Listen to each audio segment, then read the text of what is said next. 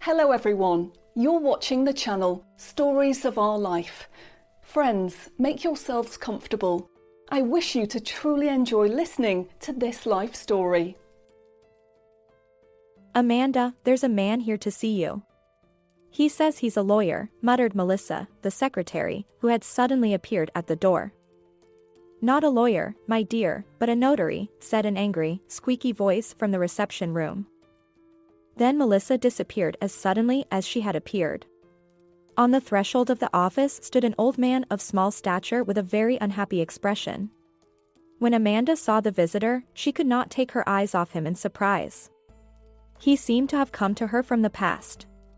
He wore a snow-white shirt, a bow tie, straight trousers with arrows on them, a coat and a bowler hat, which the man held in his hands.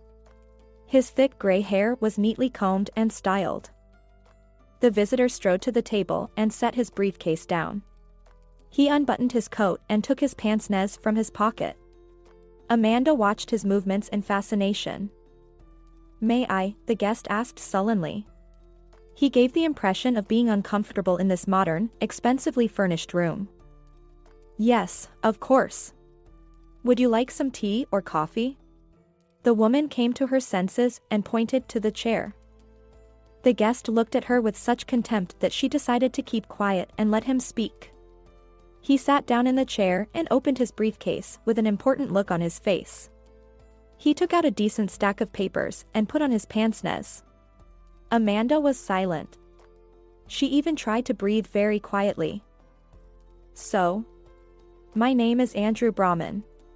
I represent the late Elizabeth Edison. My client asked me to come and see you after her death to read her will," the old man began. Noticing that Amanda was about to speak, Andrew raised his hand and said sternly, "Just a moment. I will speak first and then answer all your questions. So let's get on with it. Elizabeth left you her estate, which is near the sea, and 5 acres of land on which this estate is situated. You also inherited a bank account. I am ready to give you all the deeds to the house and land, and the details of the bank account. Now I'm ready to answer your questions." The notary fell silent and looked at Amanda questioningly. "You see. I do not want to question your professionalism, but it seems to me that you are mistaken. I am not the one you want. I don't know, and I've never heard of such a woman. Why has she left me an inheritance? And why is it so large?" she began. Andrew sighed heavily and loudly and then looked at Amanda with such a disdainful look that she involuntarily shivered. "Does the name Laura Edison ring a bell?" Amanda began to frantically remember everyone in her family, and suddenly it hit her. "Excuse me, but can Laura and Lori be the same name?" She was a little embarrassed, imagining how the notary would look at her after that question, but she had to ask it anyway. "They can," the man nodded. "You see, my grandmother's name was Lori. She's even buried under that name.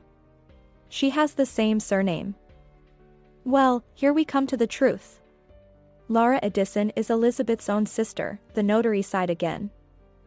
Amanda remembered that her grandmother had once told her about her sister, whom she loved very much and had always wanted to meet. As is often the case in the whirlwind of things to do and things to worry about, we put off the important things. Lori never met her sister. The doctors gave her a disappointing diagnosis. Her grandmother had died suddenly. "Are you sure your client doesn't have any closer relatives?" "I still find it hard to believe what's going on," Amanda asked. "Unfortunately, no. My husband and 2 sons were killed in a car accident years ago. By the way," the man changed the subject, "you can only inherit if you meet one very important condition. Otherwise, Elizabeth has ordered that everything be given to a charitable trust," the older man said. "What condition is that?" Amanda hadn't needed the money for a long time. Her business had prospered, but the conditions set by the strange aunt interested her. "The estate must retain all the jobs. My confidant was very concerned that her employees should not be made redundant after her death. All staff must remain on the same terms as when Elizabeth was alive. She also left you a bank account so that you wouldn't be burdened with expenses for wages." Andrew grinned strangely at these words. "Can I think about it?" asked Amanda. You have a month at the most, the notary said, standing up and folding the documents in his hands carelessly on the table. These are copies, as you understand. You will receive the originals if your decision is favorable. I also forgot to inform you that the time you have to think it over can be spent in the manor. I will give orders to the steward, he said, putting his pince-nez into his inside pocket, buttoning his coat, closing his briefcase and leaving the office quickly after saying, "Goodbye." Amanda sat there confused. She did not know what to do. Unexpectedly, she called out to Melissa. "Melissa, make me some tea and order me a ticket to the sea for the day after tomorrow." The girl nodded to the executive. "One way or round trip?" clarified Melissa. "No. It's just a one-way ticket. I haven't decided when I'll be back. I expect to be back in a few days, of course, but there are always unforeseen circumstances." Amanda shook her head. In a few minutes there was a cup of aromatic chamomile tea, Amanda's favorite, and a vase of sweets in front of her. But Amanda did not touch the sweets. She remembered the tea as it grew cold. She stood at the window, her head full of thoughts. "I am telling you the truth. I saw it with my own eyes. I swear it. There's a light from window to window in the whole damn house. I'm telling you, Elizabeth's soul can't find peace." Grandmother Branda crossed herself. "What are you talking about? What light? Haven't you had enough of your own fables?" she snapped at Carol, the local gossip, who had just entered the shop. "What fables?" Grandma Branda became indignant, looking around for support in the eyes of the visitors, but everyone was silent, waiting for more details. "I went to visit my cousin yesterday. You know him, that's Carol. He makes the kind of wine that no one can refuse. He's my host." Carol nodded. "You're getting off topic," Carol nudged the narrator sternly. "Yes, you're right. I was on my way back from him. It was getting dark. I decided to take a shortcut and went straight past your manor house. I saw a light in the windows. I saw him in one window and another. He was jumping around as if he'd lost his way. I started to run, I could hardly escape. I swear," the old woman crossed herself again. "You should drink less wine, Branda. Maybe you wouldn't see things," Carol said irritably. She turned to the shopkeeper and said, "Give me 2 liters of milk, a carton of kefir and a kilo of cottage cheese." Is that a cat with such a voracious appetite? It probably misses its owner, poor thing. So he's eating his grief, laughed the shop assistant. "No. The new owner is coming and we are getting ready," the customer said quietly. She said no more. The woman left the shop. The queue started talking even more. "Wow. New owner. To this house." The previous owner, Elizabeth, was not much liked but feared by the locals. The old woman was arrogant and grumpy, but very rich and well-connected. The locals just wondered how her servants, who had served her for decades, could put up with her. All the staff, from Sam the caretaker to Carol the cook, were not very talkative. Elizabeth had died barely a year before, and they were still looking after the house. It turned out that the old woman had left money for the upkeep of the place and the wages of the workers. A few months after the funeral, the neighbors began to notice that something was going on in the house. Walking past the homestead at night, locals would hear doors and windows slamming or, as Grandma Branda told us today, a wandering light flickering in the windows. Carol in the local shop was always kept out of the way by all the residents. They knew that the servants came in early in the morning and left in the evening. So the house was empty at night. Who was there then? Was it not the late Elizabeth who used to visit their house? The cook looked contemptuously at the questioners and advised them to rest and drink less. With no information from the staff, the locals began to make up their own explanations for the phenomena. And here their imaginations ran wild. But in the end, all the guesses boiled down to the fact that Elizabeth was such a mean old lady, that even in the afterlife there was no place for her, and she just had to stay on Earth. And where would she go but home? But now she was doing it as a ghost. Amanda stood in the hallway and checked again that she had taken everything. The travel bag was small, for she planned to stay by the sea for a few days, no more. Before she left, she wanted to drop by work and give Melissa a few pointers. "Amanda, don't worry, I'll take care of everything and get back to you in time," she assured the young girl. Amanda smiled. She had no doubt that Melissa would handle everything to the best of her ability. Despite the fact that the girl gave the impression of being an easygoing slacker, she was actually very efficient and hardworking.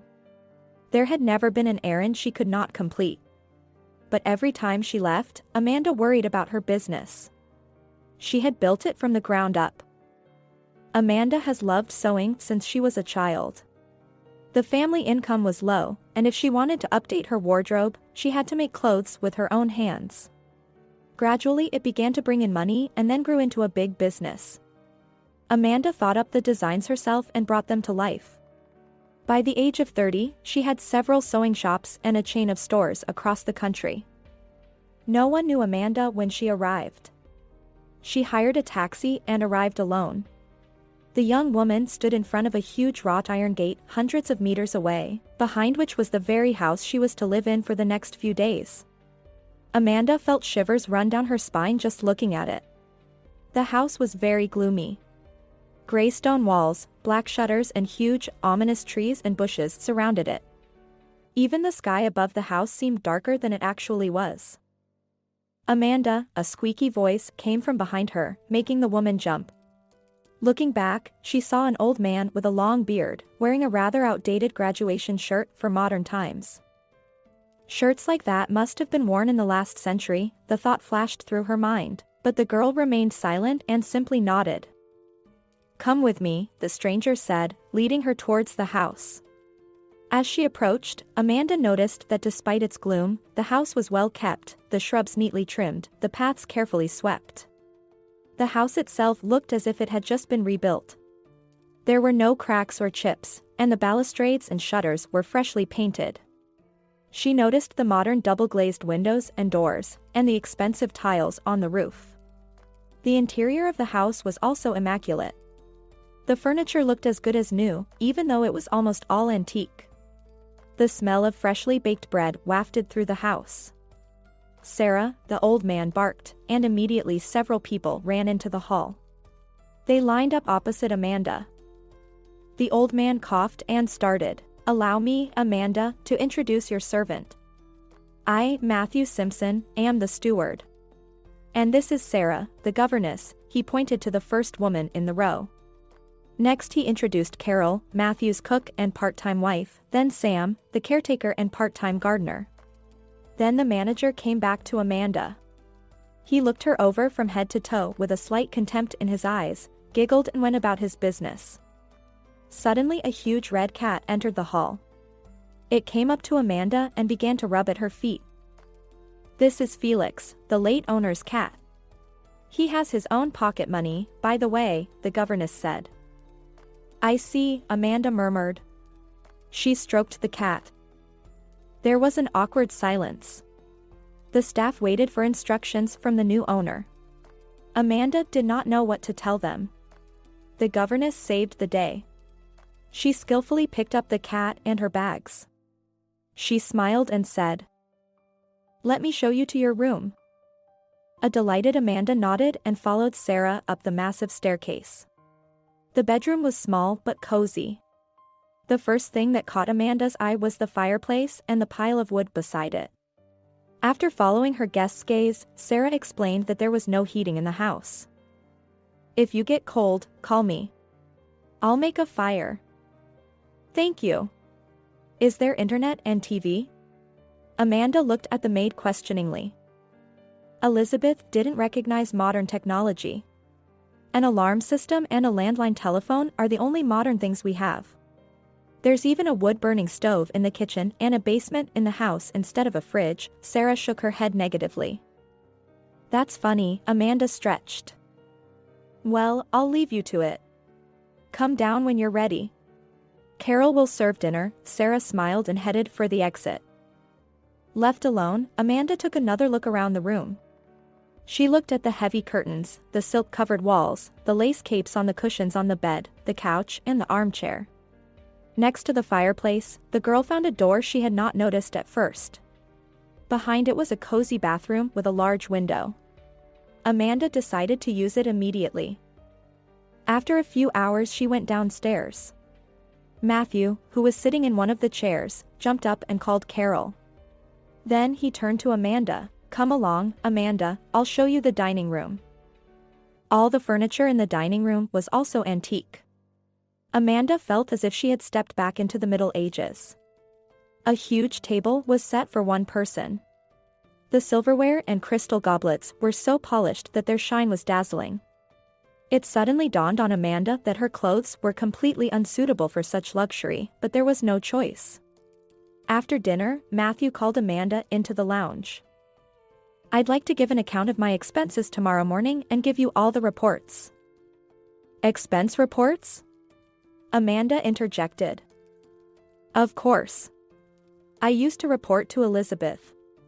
And now I have to report to you." The old man stared at the young woman. "But I think we should wait a little longer with the reports. I haven't inherited anything and I don't know if I need to yet. That's why I'm here, to sort it out," Amanda said after a moment's thought. "What do you mean by that? Do you mean you can give up your inheritance?" wondered Matthew. The manager's voice suddenly shook. He somehow grew old in an instant and began to slouch. Sarah, who had just entered the drawing room and heard his words, was suddenly startled and fell back in her chair. Amanda watched the reaction of the servants and understood nothing. "But you must understand, there's a lot of land here, a house, it all takes time. Unfortunately, I am a busy man. I have a company that requires my presence. I can't leave everything," she tried to justify. Amanda looked around at the people present. Everyone looked as if someone had died. Suddenly she felt sorry for them. She remembered the notary's words that if she refused the inheritance, the house would be given to charity. All the servants would be gone in an instant. All of them would be left in their old age without a job or a livelihood. "I don't know. I'll have to think about it. That's why I'm here," Amanda sighed. "All right. Do you have any more orders for today?" Amanda shook her head negatively. "Then if you'll excuse us, we'll be going. It's getting late." "Where to? Don't you live here?" the woman wondered, her voice trembling. "No, of course, Carol and I live nearby in our house. It's about 3 kilometers from here. Sarah lives next door. Sam will stay with you. He lives in the little house by the gate. If you ever need anything, dial 0 on the phone and he'll do it." "Will I be all alone here?" thought the woman with fear, but she didn't show it. She smiled and said, "All right. Good night then, and see you tomorrow." Amanda woke up to a thunderstorm outside the window. Thunderstorms like this only happened at sea. Waterfalls from the sky and blinding lightning made it feel like the end of the world. She got up and drew the curtains tightly. The woman decided to go down to the kitchen and get a drink of water. As she left the room, she immediately turned on the lights in the hallway. The wall lights dimly illuminated her path. Suddenly she heard footsteps. Someone was definitely walking through the house. She was frightened. She ran downstairs instead of going back into the room and locking the door. "Who's there?" she shouted as she ran up the stairs. There was no answer, but she could clearly hear the footsteps fading away. As she descended, Amanda caught sight of the door closing on the opposite side. She ran to it immediately and opened it. Behind the door was a staircase leading down. Unfortunately, it was not lit. There was not enough light from the hall. Amanda could only guess what was down there. Suddenly, something soft and warm touched her feet and she jumped in surprise. Looking down, Amanda exclaimed, "Felix! You scared me. What are you doing up?" Amanda picked up the cat and went back to her bedroom. She decided that tomorrow she would explore the whole house. She locked the door, just in case. My God, he almost got caught. And why was he looking at her? He thought the rumble of the storm would go unnoticed. He had no idea that she would follow him. It was a good thing she hadn't gone down to the storeroom. She wouldn't have seen him, but she would have known that she wasn't alone in the house.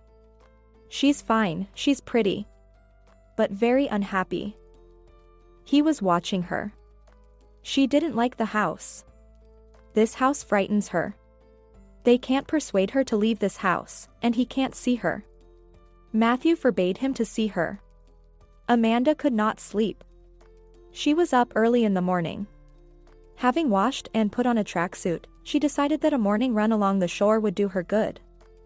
Felix, who had slept with her the rest of the night, had gone about his business. So the two of them walked down the stairs to the hall, when suddenly there was a noise in the kitchen.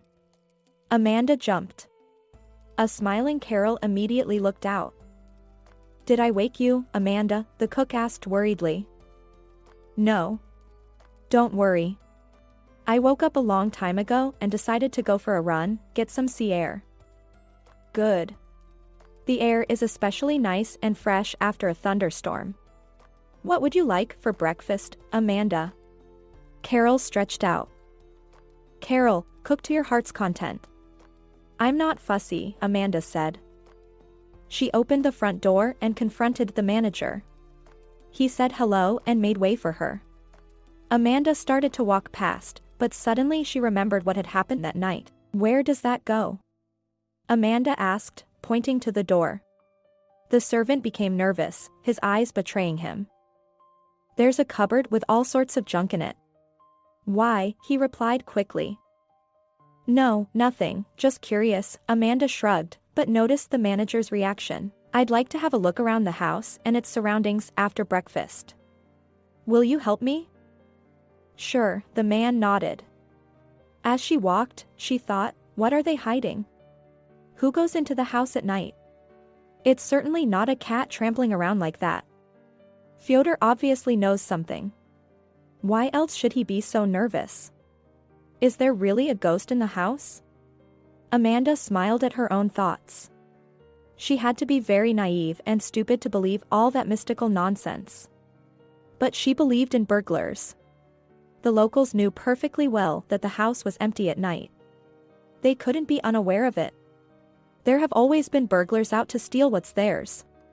"Yes, you should definitely check the area." "I told you to keep your head down while Amanda's here," Matthew whispered reluctantly. But Felix wanted to eat. And of course you couldn't say no to your pet. You would have thrown it out the window. If the cat wanted to eat, he would have caught the mouse. He's an adult now. "Why did you come down on our heads? Why didn't you sit in your room?" "Oh, come on, Matthew, don't be angry. I'll be quiet as a mouse from now on. Why don't you move in with Sam for a while? And when she's gone, you can go back to your favorite place." The manager looked at his interlocutor pleadingly. "I don't want to bother Sam. For one thing, it's cramped in there all by itself. And secondly, it's my house." "Well, that's what you think. Elizabeth, I remind you, thought otherwise," Matthew sighed. Well, that's what she thought. And I don't want to give my property to an unknown relative. Oh, I wish we were all on the street, you included. All right, you clean this place up. After breakfast, the new owner will take a look at the house. Make sure nothing reminds her of your presence. This is just delicious, Carol. Your magic, Amanda thanked the cook. She could probably eat 3 portions for breakfast after her run. What do you think, Amanda? I'm going to the market to get some fresh vegetables, and I'll make you such a delicious soup for dinner. The woman waved her hand, but she was certainly pleased. Are you going to the market? Can I come with you? Amanda asked suddenly. Well, you wanted to see the house, the cook said, surprised. I'll manage. I'll change quickly. You're not leaving without me. As she changed and walked back, Amanda heard muffled voices. She immediately recognized Matthew's voice and involuntarily listened. It's a good thing she's coming with you. We'll have time to clean up. I'm ready. Amanda entered the kitchen and turned to Carol. She pretended not to have heard anything. She decided to ask around for Carol on her way to the local market. At the market, Amanda was pleasantly surprised to see how knowledgeable the cook was about food. Everyone knew her. What was more, when she approached the stalls, the vendors poured her what she needed without asking. Carol and Amanda walked along the aisles. They talked a little about family or the weather. What does it mean? They're not even interested in what you need. Amanda couldn't stand it. I've been going to this market for over 20 years. Everyone already knows what I buy and in what quantities. That's why they don't ask. If I don't go to a certain counter, it means I've already got that product. But I see that you can choose the best products. Sure. I'm a regular customer. Again, you know that if I don't like something, I won't go near that counter again. Now that's training, exclaimed Amanda. As they approached the milk stall, the young woman heard an unpleasant, elderly voice. So this is the new owner? Good morning to you too, Brenda, Carol said. Hello, Amanda murmured, nodding. The stranger gave her an uncomfortable feeling, but Amanda could not understand what it was. Hello. You're very young to be an owner. I'm Grandmother Brenda. I know everything about everyone. And what's your name, child? Replied Brenda. She looked at Amanda carefully. Amanda is her name. And hold your tongue, Grandma, she's not your little granddaughter, Carol cut her off. Her grandmother stubbornly tried to ignore her. You're not afraid of ghosts, are you? A dead woman wouldn't scare her relative, she grinned. What kind of ghosts? Amanda looked at the stranger with interest. The old woman immediately smiled, realizing that she could gossip to her heart's content. She tried not to notice Carol's angry look. There's been a tenant in the house since Elizabeth died. Everyone knows about it. That, my dear, is the ghost of the owner. Is there one ghost or several? Smiled Amanda. Oh, I don't know myself, muttered a frustrated Brenda, realizing that she hadn't made the right impression on the new owner. Then she lowered her voice to an ominous one and whispered, sometimes it's just lights flickering in the windows, and sometimes it's so loud it's like all hell is out there. What are you talking about? She's out of her mind. Don't listen to her, Amanda. She likes to gossip. And she must be senile by now, Carol sighed and shook her head. Amanda smiled and, turning her back on the mean grandmother, followed Carol home. I heard a noise last night, Amanda said suddenly, halfway home. It must have been a cat, Carol said, eagerly averting her eyes to the side. No. Cats are silent. There was a stomping sound, like a person walking. Well, maybe Sam has tobacco in his kitchen, maybe he came for it. At night? Amanda wondered. Nothing unusual. The old man couldn't sleep. I'll tell him not to come around at night and scare you. It's all right. Let him walk around, just be quiet. Why don't you live in the house? The staff don't usually go out at night, Amanda shrugged. That's the way we used to live. Only in your absence it wasn't necessary. Before you came, I came once a day to feed the cat. Sarah came once a week to tidy up. The servant with the reports came regularly when Andrew was here. Sam, on the other hand, lived in the house all the time. If you are worried, I can stay in the house overnight. She looked at Amanda carefully and smiled. No, that won't be necessary.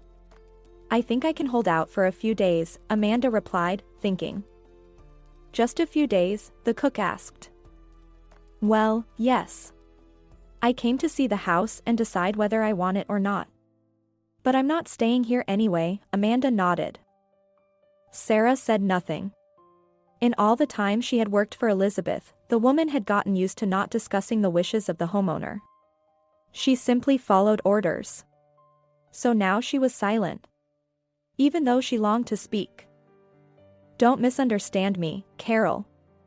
I understand that by giving up the inheritance I am depriving you of your usual way of life and income. But so far I do not even understand why I need it. Of course, you can leave everything as it is, the money allotted for it, but you must agree that sooner or later there will be circumstances which will require my intervention and decisions. And what will happen then? Will I have the time and inclination? I must consult Andrew Brahman, said Amanda, as if she could read her thoughts and explain herself.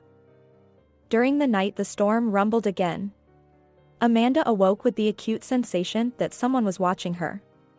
As she adjusted to the darkness, she began to look around the room. Suddenly it seemed to her that someone was sitting in the chair by the window. She fumbled frantically for the light switch. As the room lit up, she saw a cat sitting in the chair. "Felix, you're driving me crazy with your shenanigans." The animal leapt out of the chair as if nothing had happened, and padded towards her with an imposing gait. Nestled next to Amanda, Felix closed his eyes and purred loudly. The girl smiled, petted the cat, turned off the light and went back to bed. What a restless cat. How does it have the strength to open the door? Even though it is very big, thought the woman. Then she jumped up again, as if stung, and turned on the light. She remembered very well that she had locked the door before going to bed. And the cat was not in the room. The woman jumped up and looked around. It was locked. The windows and the bathroom door were closed. The cat was definitely not in the room before she went to bed, she was sure of that. How had Felix got in? In the morning, all the fears of the night seemed unreal. After the mysterious appearance of the cat, Amanda did not turn off the light. She took out the tablet she had brought with her and immersed herself in her work to distract herself from her fears. Gradually, sleep took over and the girl fell asleep. When she turned on the light a second time and began to walk around the room, he worried. What was bothering her? The cat? She doesn't understand how the cat got to her. I see. It's always that cat that follows him around, the mysterious stranger smiled. The cat had helped him in the room today, there was no denying that. But she still suspected something was wrong.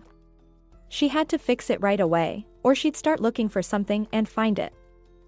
On her morning run, Amanda had been unable to shake her intrusive thoughts. Tonight there were more questions to which she had no answers. Hello, she heard a pleasant voice behind her. Do I have a running partner with a good-looking face? The young woman looked around to see the man catching up with her. Do you mind if I join you? No, Amanda replied. It's just that I like to run in the morning too. Are you sure? I didn't see you yesterday. Well, I don't know, I'm here every day at 7 a.m.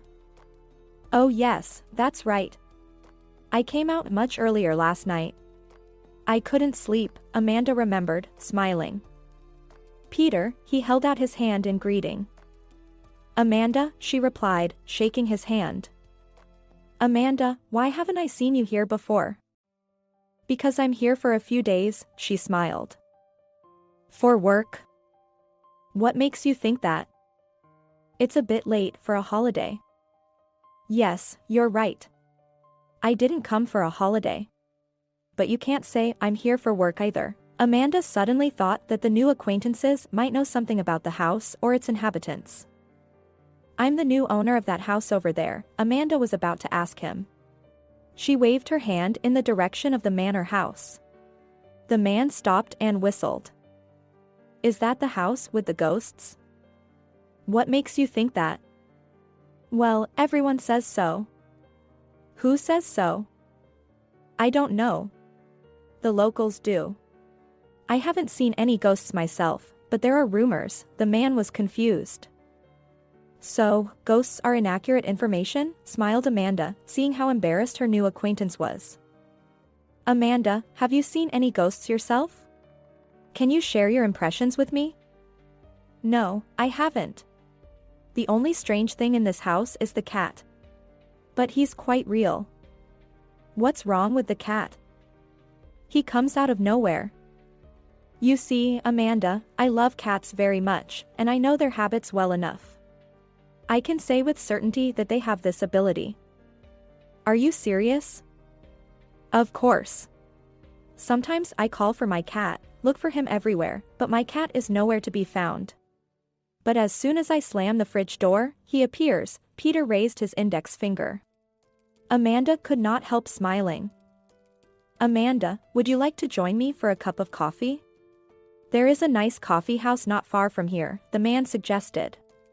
Amanda hesitated at these words. Except.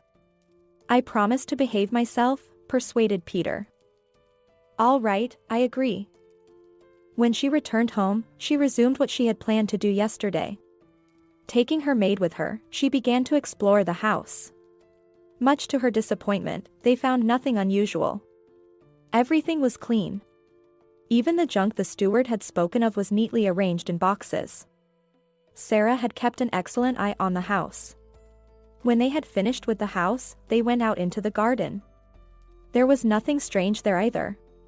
Back in the house, Amanda was a little disappointed. Suddenly there was the sound of a window slamming from upstairs. Amanda and Matthew looked up.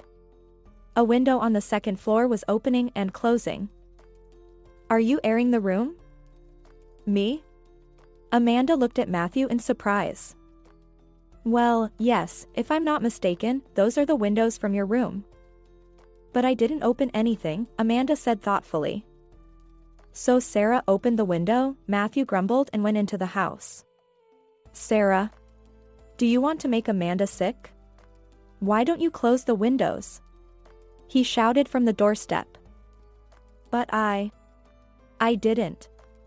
The governess babbled, but when she looked at the steward she immediately lowered her eyes and replied, I'm sorry. I forgot. Any more orders? The man turned to Amanda. No. I've seen all I need to see. Tell Carol I won't be eating tonight. Have you decided to stay hungry? The cook came out of the kitchen. No. It's just that a young man has invited me to dinner in a restaurant. I met him on a run. After dinner we can all be free, Amanda smiled. The evening went very well. Peter was a very nice young man. He told many funny stories. He was interesting to talk to. You could tell he was educated and well-read. The subject of the haunted house came up. Have you seen a ghost? No. But honestly, I think there's someone in the house, Amanda replied, taking a sip of wine. Really? Well, yes. First I heard footsteps. Then a cat appeared in my room out of nowhere, even though all the doors and windows were locked. I've already told you about cats, the man smiled. Today, Amanda was silent for a moment and Peter looked at her expectantly. Today there was an open window in the room. What am I telling you? That's how he got in. Maybe he did. But there are no trees, no ledges, no pipes nearby. Cats can't fly yet. And we have to get to the second floor somehow, she nodded. But I'm sure there's an explanation for that, too. Besides, you'll have plenty of time to discover all the secrets of this house. I disagree. I haven't inherited it yet. I'm not sure I want to, Amanda sighed. I don't know. When you become the owner of a huge house in a beautiful place by the sea, how can you say no? Anyone can dream of it. You don't have to live there. You can make a fine hotel out of a manor house, the young man marveled. Are you kidding? I don't have time to look after the house. And I certainly won't have time to look after the hotel, Amanda wondered. Why not? It's elementary. I'm busy. I have my own business. I just don't have time for anything else. I have to make a choice. And I don't want to give up my business. I started it from scratch. Even if you try to hire a caretaker as an assistant. He's good at keeping an eye on things, but he can't deal with the bureaucracy. It is a difficult situation. I never thought a large inheritance could be no fun. I wouldn't be in a hurry if I were you, Peter thought. I'm not in a hurry. I just don't have much time. I thought I'd be here for a few days, and now I realize I'm going to have to stay longer. When they stopped at the gate of the house, Peter grimaced. The house frowned at them with its dark windows. Aren't you afraid? He asked. A little, Amanda admitted. Thank you, Peter, for a lovely evening. Good night. She walked down the path that led to the front door. The man waited until a door slammed behind her and the lights in the upstairs windows came on. Odd girl, he thought, and walked away. There was silence in the house. Amanda went into the kitchen to get a glass of water. On the table she saw something covered in a towel. As she picked it up, the woman smiled. Cake, Amanda thought. Carol was very observant. Amanda put a few slices on a plate, took a pitcher of milk and went to her room. Sleep did not come. Remembering that she had borrowed a good book from the library today, Amanda decided to read. Suddenly the rain started to fall on the window. Amanda looked at the clock and gasped, 3 o'clock in the morning. I've been reading for so long. The milk was gone and so was the cake. She was thirsty. She had to go down to the kitchen. As Amanda came back from the kitchen, there was a flash. Almost immediately, there was such a rumble that Amanda went deaf for a second. Immediately, all the lights in the house went out and a light show began. The flashes were blazing. One after another they rumbled incessantly. The woman was frightened and did not know what to do. She stretched her arms out in front of her, trying to find some kind of support. Suddenly, someone's hands grabbed her and pulled her close. Don't be afraid. She heard a whisper. Amanda did not know how long she had been in that embrace, but it seemed like an eternity. There were many thoughts in her mind, but none of them made sense. Suddenly the rain stopped and there was silence outside. Someone's hand also lifted her chin and Amanda heard again, "Don't be afraid." Then someone's lips covered her mouth. No one had ever kissed her like that before. She felt as if she had been lifted off the ground and flown upwards. Warmth and bliss washed over her entire body. She didn't want the kiss to end. But it did. Suddenly the light came on. Amanda opened her eyes and lost consciousness. The woman woke up in bright sunlight. "I'm sorry I woke you," Sarah's voice finally brought the woman to her senses. Amanda realized that she was in her bed. The ubiquitous Felix was sitting next to her, sniffing her so assiduously that his wet nose touched her cheek. "He's been sniffing you all morning," Sarah smiled. "I don't know what attracts him." "Maybe Carol's cake," suggested Amanda, trying to avoid the cat's long whiskers. "You mentioned Carol. She's worried. Why don't you come down for breakfast?" "What time is it?" "It's almost 8 o'clock in the morning." "Damn, I overslept my run. And I promised Peter I'd be on time myself." Amanda sat down on the bed. "Peter?" Amanda caught a note of surprise in Sarah's voice. "Yes, this is a new acquaintance of mine. We met at the jog yesterday," she explained. After breakfast, Amanda decided to take a walk along the beach. It was a little late for running, but it was the best time to think. And there was a lot to think about. What was it? Was it a dream, or had it really happened? Who kissed her? Or was it really a dream? How did she get into bed? And most importantly, how could she find out? "Hello, truant," she heard a familiar voice and turned around. "Sorry, I overslept. I found an interesting book last night and read it late," Amanda smiled. They sat down on the sand and were both silent for a while. The waves lazily rolled up to their feet, but they could not reach them. "Strange weather you have," Amanda broke the silence. "Why?" "Because you're not from here and we're used to it." Peter turned to her and looked straight into her eyes.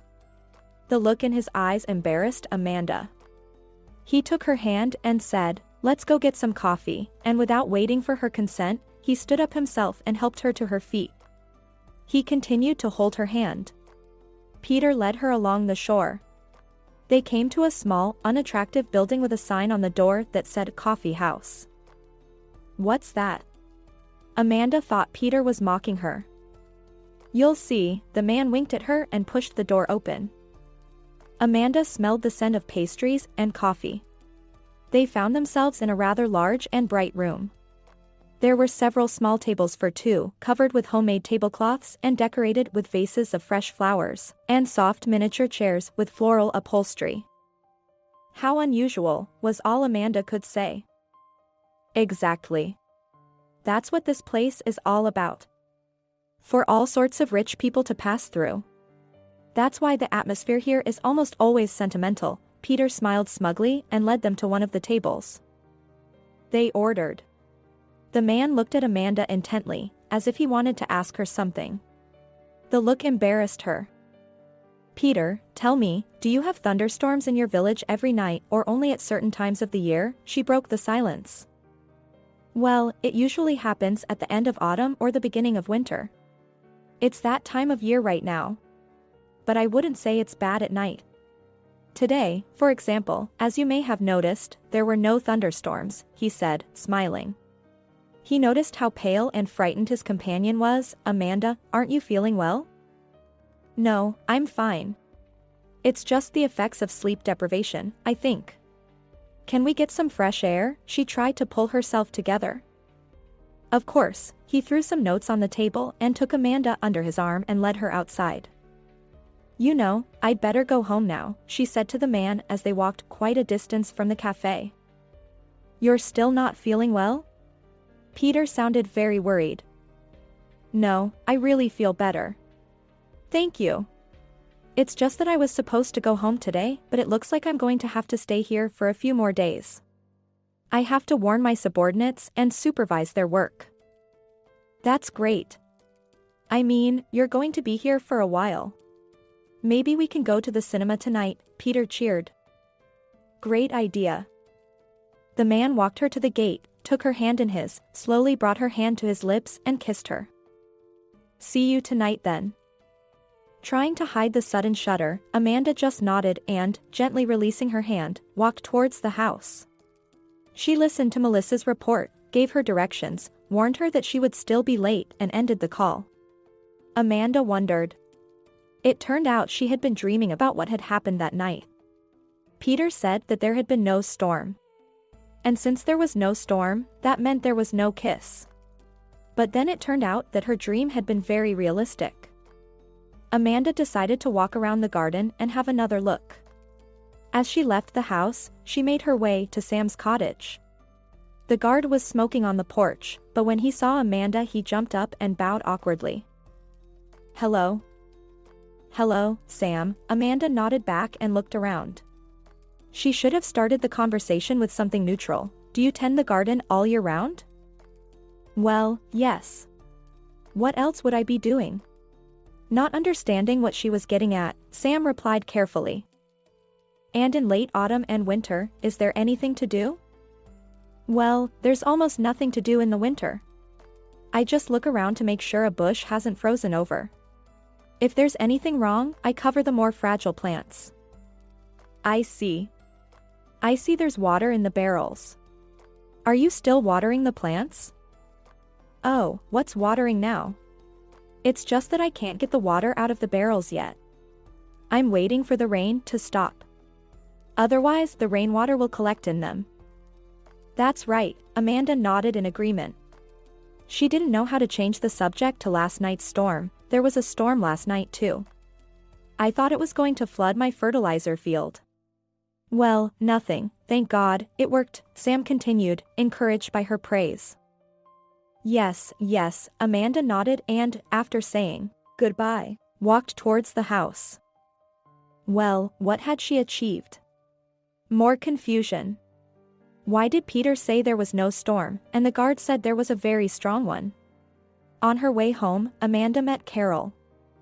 Carol, was there a storm tonight? She said to the cook. No, the woman shook her head. Did something happen? No, nothing. Never mind, Amanda smiled. She walked briskly towards the house. Amanda understood nothing. Even if she had dreamt about the thunderstorm, what about Sam's words? Had they had the same dream? There is no such thing. Then it turns out that if Carol and Peter didn't hear the storm, then the elements were only raging above their homestead. That's not a very plausible version either. Amanda's head was spinning. What on earth is going on here? After lunch, she walked around the house a few more times, trying to find answers to her questions. But she didn't even know what she was looking for. Finally, deciding that she was starting to go mad, Amanda went to change for dinner with Peter. He wanted to scare her. Scare her so badly that she would immediately pack up and leave the manor house. But things didn't go as planned. Why? He asked himself. The answer was obvious. He liked her. Deep down he was afraid that she would leave him. He watched her every day. Never before had he met such a contradictory woman. She had softness of character and firm determination, vulnerability and courage, beauty and an uncommon intelligence. All these qualities skillfully combined in her. He was confused. More of her dates. He was jealous. And surprised himself.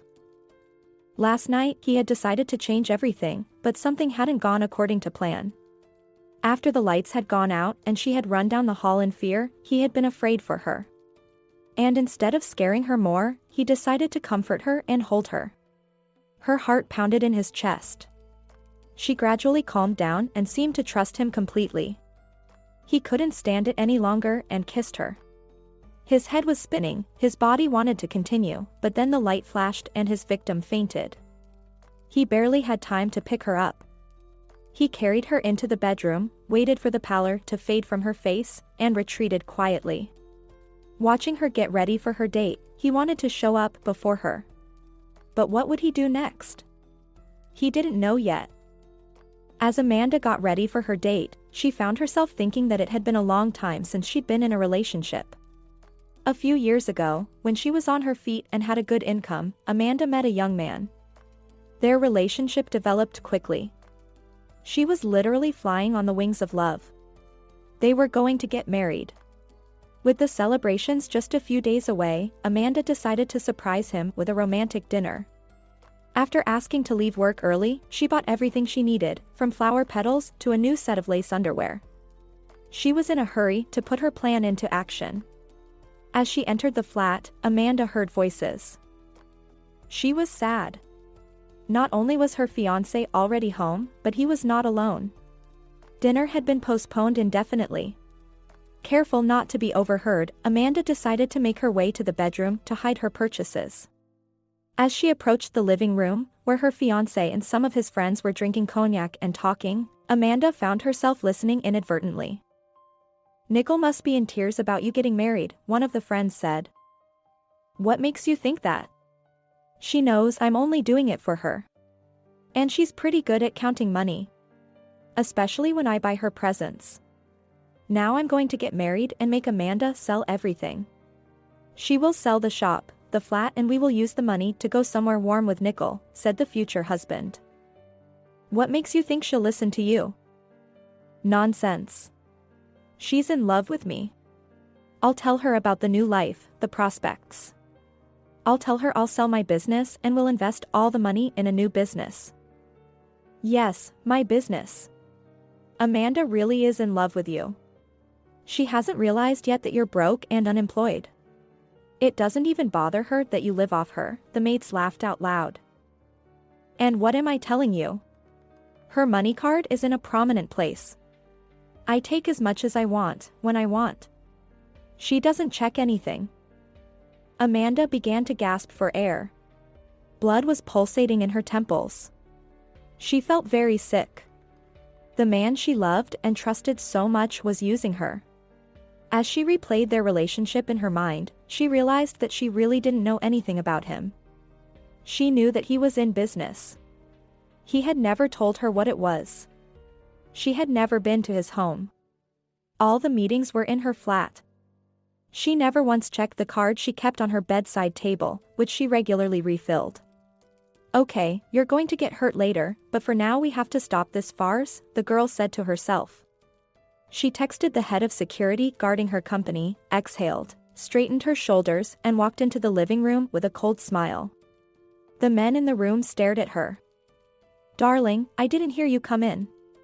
"What a surprise," her fiancé snapped, jumping up from his seat. "But I heard everything, dear. So I think you understand that you and your friends need to leave immediately." Amanda raised her hand angrily, telling him not to come near her. "What are you talking about? I'm sure you've got it all wrong." Let's sit down and discuss this, he declared. He tried to grab her arm, but she brushed him off. Of course, I really am a naive fool for not seeing the villain in you and losing my head. But now I remember that a few years ago my head of security insisted on video surveillance of my apartment. So everything you stole from me and spent on yourself and Nickel, you have 1 week to pay me back. While I prepare the papers for court, Amanda said in an icy tone. Losing his temper, the loving fiancé pounced on her with his fists, but several burly men from security ran into the apartment and prevented him from reaching Amanda. Then she sat on the floor, mascara smeared and tears streaming down her cheeks. She poured champagne into her grief, which was meant for something else. She wasn't sorry for falling in love, she wasn't sorry for confiding in him. It suddenly dawned on her that this would continue. She would only be loved for her money. And that made her feel doubly uncomfortable. Since then, Amanda had had affairs, but with a cold heart. She broke them off as soon as she no longer liked them. Meeting Peter and feeling attracted to him let Amanda know that an unusual and exciting relationship was brewing. She was ready to enter into this relationship and begin to play her mind with her heart.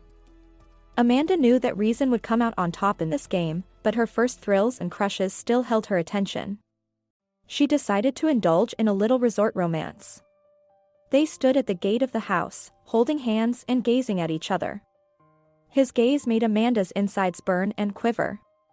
She waited for Peter to approach her and end the evening in a perfectly logical way, but he hesitated. Until tomorrow? Amanda asked quietly, urging him to act. See you tomorrow, the man replied. He let go of her hands, smiled and walked away. Amanda also turned and walked towards the house. She screamed loudly in her head, what was that? Why? She was surprised by her own behavior. If her mind hadn't been trained over the years to switch on in time, she would have been frozen. She would have stood outside the gate and not moved. In complete darkness, Amanda walked into the kitchen and turned on the light. She poured herself a glass of water and drank it in one gulp. Then she turned the light off and went up to her room, also in complete darkness. She did not lock the doors. Amanda just got undressed and lay down on the bed. What is going on? It's like I've stepped into another dimension. This strange house, its strange inhabitants, the strange weather, the strange people in town. I'll have to look for some documents in the library tomorrow. She might find something. She wanted to find records, diaries, photographs that related to this house. With these thoughts, Amanda fell asleep. He watched her sleep. He really wanted to be next to her now, to feel her body pressed against him. Oh shit, that can't happen. I can't reveal myself yet. Especially since she's into Peter. He saw the way she looked at him. If he hadn't run away from her like the last coward, there would be 2 of them in that bed right now. And not the fact that they were asleep. Amanda was awakened by his gaze. There was an impenetrable darkness in the room, but she knew she was not alone. Someone was looking at her. Her first impulse was to turn on the light, but suddenly she changed her mind. I know you are here. What is going on in this house? Who are you? She said very quietly, trying to sound calm. The events of the previous evening had forced her to be resolute and finally start looking for answers to her questions. Now I don't even know how to answer you, he said weakly. He hadn't noticed when she woke up. Her question surprised him. He sensed that she was about to turn on the light. In 2 silent jumps he found himself beside the bed and put his hand on the girl's shoulder. Don't turn on the light. Amanda jumped. She really wanted to turn on the nightlight to see who was talking to her. But the creature was suddenly very close and prevented her from doing so. Why? You don't have to. Then answer me one question. What do you want from me? The girl agreed. You're beautiful, he said instead of answering. Do you want me? Were you the one who kissed me in that terrible thunderstorm? She interpreted his answer in her own way. Yes. Why?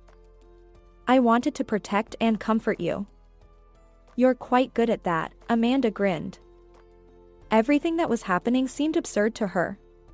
She was in total darkness, sitting in bed, talking to an invisible but tangible being about her feelings. She tried to see him, but it was impossible in the total darkness.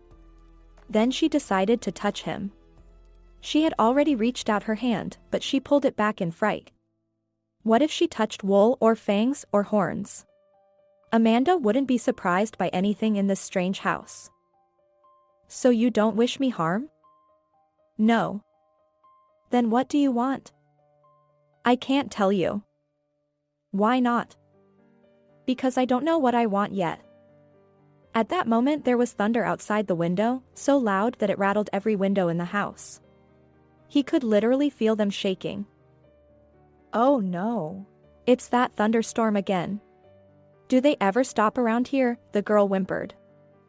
Not this time of year, her unseen interlocutor grinned. Meanwhile, the storm was getting worse. It thundered as if a giant was trying to smash the house down with his fists. It was fortunate that the curtains were drawn tightly. Amanda couldn't see the terrible flashes of lightning. She was frightened again. What if the lightning hits the house? Don't be afraid. Shall I sit with you until the storm is over? He said in a whisper. Were you going somewhere and leaving me in this hell? Cried Amanda. She felt something large and heavy sink into the bed beside her. Then someone's hands pulled her to her side and pressed her against their body. She wrapped her arms around what she was pressed against and realized it was a man's body. It was warm and muscular and large. He could feel her exploring him, running her palms over his body, but he didn't resist. It distracted her from the storm and she stopped shaking. When her hands rose higher to his face, he laughed softly. Do you think I have the head of an animal? What should I think? I can't see you. You appear out of nowhere and probably walk through walls. You're not impressed by this terrible thunderstorm, and this house is strange. Everyone says it's haunted. Maybe you are one of those ghosts. Amanda was annoyed. Ghosts are disembodied. I don't know. You must be some kind of werewolf who's taken a liking to this house. She turned fully towards him, rising to her knees to face him. Her hands traced the top of his head, his cheeks, the back of his head. Her hands brushed lightly over his ears and forehead. When her fingertips touched his lips, he couldn't stand it any longer and wrapped one arm around her shoulders, gently pressing her head towards him with the other. He began to kiss her. Amanda froze. She didn't know what to do. She could have pushed him away. But his insistent, loving lips left her with no choice. Amanda was completely lost in the kiss. When she embraced him and responded to his kiss, he knew there was no turning back. When Amanda awoke, she realized that she was smiling. She was dreaming about him. She couldn't see his face, but she could feel his breath, touch his body, feel his love. She opened her eyes and looked around. There was no one else. She remembered the events of the night before. Amanda sat up on the bed immediately. She was dreaming again. She looked around the room. She found nothing, not a single detail to indicate the presence of a night visitor. A guest, Amanda grinned, remembering what she and this guest had done. So was he or wasn't he? Or was she out of her mind and hallucinating? She threw off the covers and started to get out of bed, but realized she was completely naked. So she wasn't mad. So she was. And she hadn't imagined everything that had happened. But who is this man?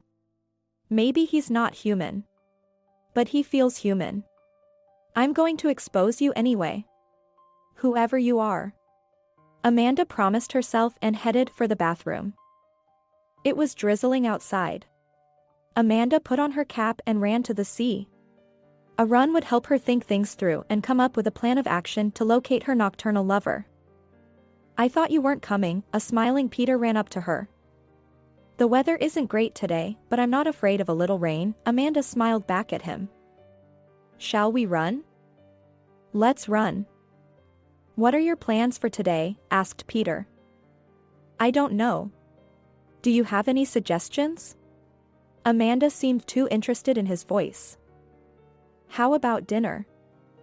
Why not? Amanda looked at the man walking beside her and smiled broadly at him. Her gaze fell to his shoulders, then lower. His figure, to her eyes, resembled that of her night lover. She stopped abruptly and said, "Peter, can I hold you?" "Why?" he asked, stammering. The man stopped as well and looked at her in surprise. "Well, no reason. Don't you like girls to hug you?" "Well, why not?" "It's just so unexpected," fear flashed in his eyes. What is he so scared of, thought Amanda. She quickly walked over to him and gave him a hug.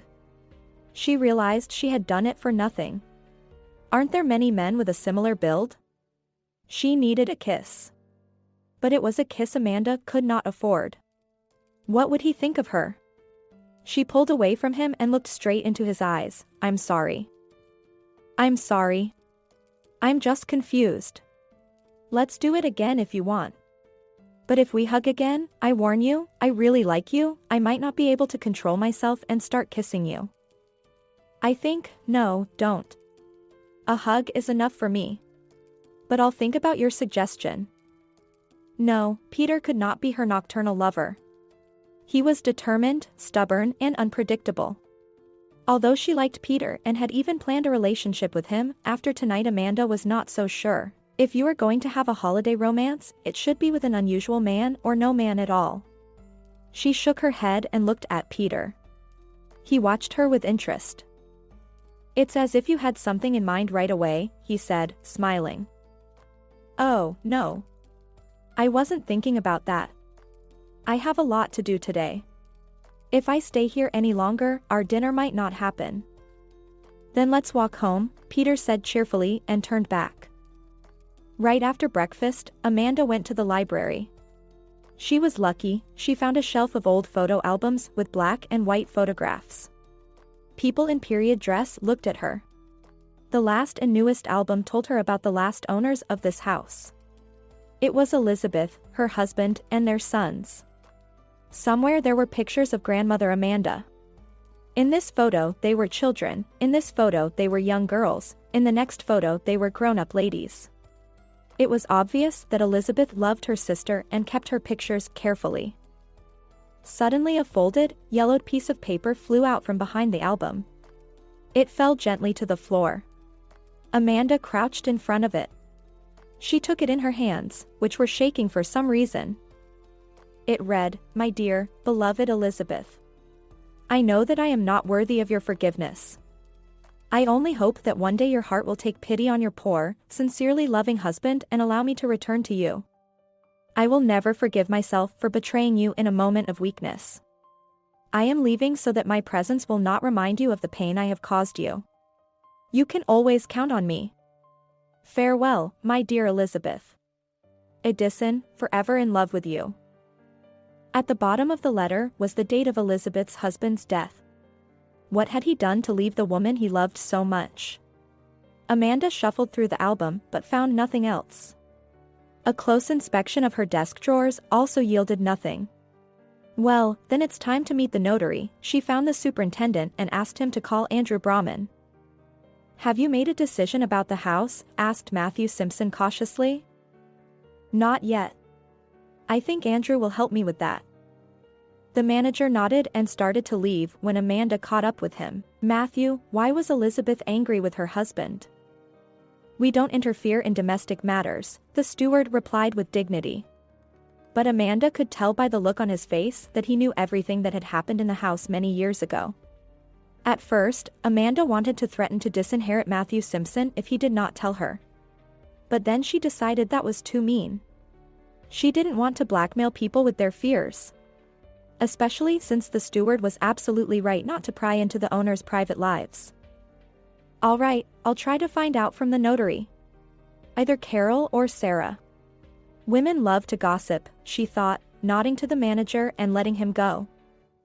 After lunch Andrew arrived. "So, what have you decided?" he asked after greeting each other.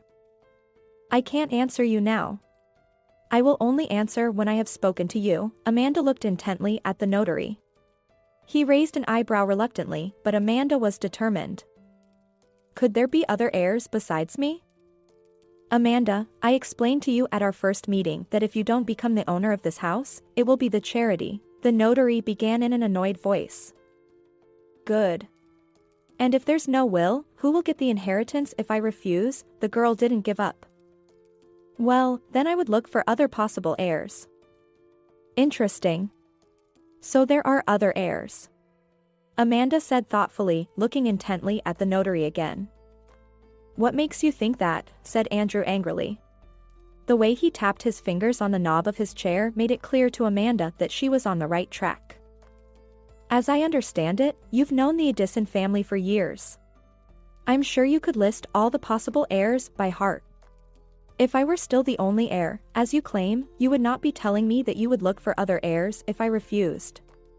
Everyone knows that orphans go to the state, and you will look for someone else. Who will you look for?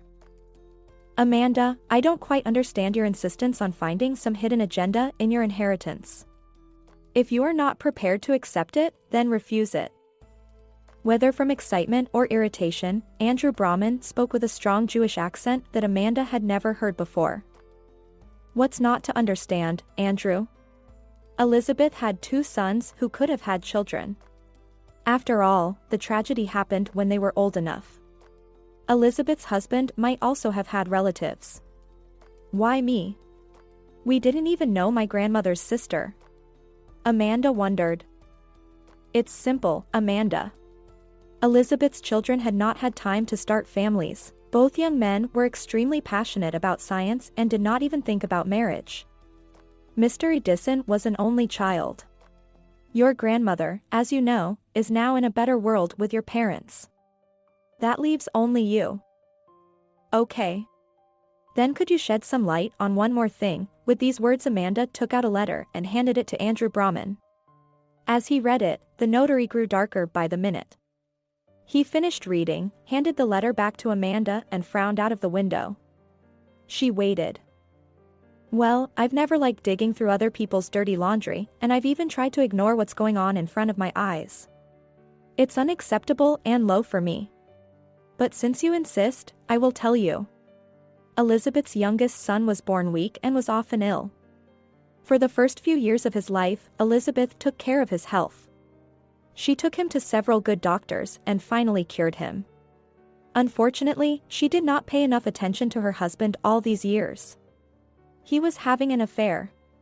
By some miracle, Elizabeth found out. She couldn't forgive him. At first she insisted on a divorce, but her youngest son, to her unpleasant surprise, sided with his father and begged his mother to wait with the divorce until he was settled in life. Elizabeth agreed, and for the next few years she and her husband became each other's neighbors. Mr. Edison hoped that in time Elizabeth's resentment would subside and she would forgive him, but as the years passed his wife remained resolutely intransigent. When one by one his sons began to move abroad, Mr. Edison lost his last hope and decided to go with them. Unfortunately, they were involved in a terrible accident on the way to the airport. After that, Elizabeth changed beyond recognition. From a beautiful, blooming woman, she became a bitter old woman. But that's not the point. Amanda was silent, digesting what she had heard. A thought kept haunting her, but she could not catch it. Amanda turned the letter in her hand and finally the thought materialized. Andrew, and the woman Mr. Edison cheated with, what happened to her? The older man went even darker and looked at Amanda angrily. He answered, the girl killed herself when she realized that she was only an amusement to Mr. Edison. Excuse me, I have to go. The notary stood up abruptly. The astonished young woman did not even have time to say, goodbye. What a mess. You live in peace and don't even know that your closest relatives are experiencing such tragedies. He realized he was lost. He was drawn to her so strongly that he was frightened. Why had he come to her that night? Why had he allowed himself to feel her? Why had he thought himself invulnerable? She had disarmed him completely and subjugated him with a kiss. And if she decided to leave now, what would he do? He watched her as she looked at the pictures in the library, as she read the letter, as she wrinkled her forehead in thought. Her meeting with the notary had opened his eyes to many things. She was not interested in the inheritance. She was interested in why she had been chosen. The answer was there, but she did not see it. And how could she? The maid was afraid to say too much, and Andrew could never contain his anger towards the innocent girl. And what did he want? What did he hope for? Everyone knew that Elizabeth was madly in love with her husband. Yes, she could not forgive him for his infidelity, but she could not part with him. So they lived half their lives in torment. They should have fought for their love, and they condemned themselves to torment. Here he watches her live in the house for practically a whole week, and he can only see her at night. Here she goes out on a date.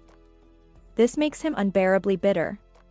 After spending the night with him, she goes out as if nothing had happened.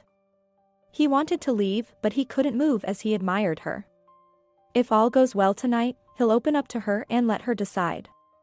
No, he won't let her decide for them. He won't wait dutifully. He has to open up here and now. He was about to leave his hiding place when she ran out of the other room. There was no one at the gate. Strange, Peter is always so punctual. I hope nothing's happened today, Amanda thought. She looked around and suddenly realized that they hadn't exchanged phones. That was unusual. Usually at the first meeting a man wants to know the phone number of the girl he likes. But Peter had not even mentioned it. Besides, she had never seen his phone number. With that in mind, Amanda turned towards the house and took a few steps in that direction.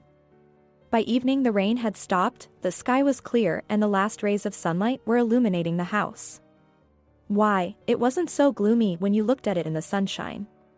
You could redecorate it a bit, paint it brighter, put in new light-colored glazing, add street lighting, improve the interior, and it wouldn't be so creepy anymore. You might even hope it would be quite nice. Amanda started to count the windows and got a little confused. Sorry I'm late. His voice made her jump and turn around. Did I scare you? Peter's voice sounded worried. To be honest, I did. I kind of forgot I was waiting for you to go on a date. Interesting. What was it that distracted you so much? Well, I turned to the house and it was all sunny and not so gloomy anymore. I think if you paint it, it'll be a nice house. What do you think? It depends on how you decorate it. I don't know yet. Maybe I'll paint the walls and put in some new white windows. By the way, that's what I was counting on when you scared me. I'm sorry, please. Can we go? The evening went on as usual. Very nicely. Peter was polite and attentive. They talked again about everything in the world. And it was as if they had known each other all their lives. But when they met Peter, through Amanda's eyes, it seemed as if they were saying something completely different. They caressed her and drew her in. She seemed to sink deeper and deeper into them each time. Why are you looking at me like that? She interrupted him halfway through. I really like you, he replied, not at all surprised by her unexpected question. I understand that, but Amanda was silent, choosing her words carefully. Why don't I try to get close to you in some way? He finished for her. Yes, the girl replied sharply. Instead of replying, he took her hand and led her to a small space between the tables set up for dancing. The music seemed to be waiting for them. A beautiful slow melody came from the speakers as soon as they stepped onto the dance floor. Peter put his arm around her and began to dance slowly. Amanda moved fluidly with him. She felt so good and relaxed in his arms. She wished that this dance would never end. She looked at Peter. She thought she could see in his eyes how they were making love. Amanda blushed and quickly looked away. Are you out of your mind? You're dreaming about one thing, sleeping with another, you don't even know with whom. Do you hope it will soon be over and no one will know how depraved you are? But your memory doesn't fail you. Calm down, Amanda, deal with one before you think about the other, Amanda said to herself, indignant. She spent the rest of the evening trying not to look Peter in the eye. He sensed the change in her and tried to look at her all the time. Amanda, what happened? Did I offend you in any way? No. Everything is fine. It must have been the wine that went to my head too much.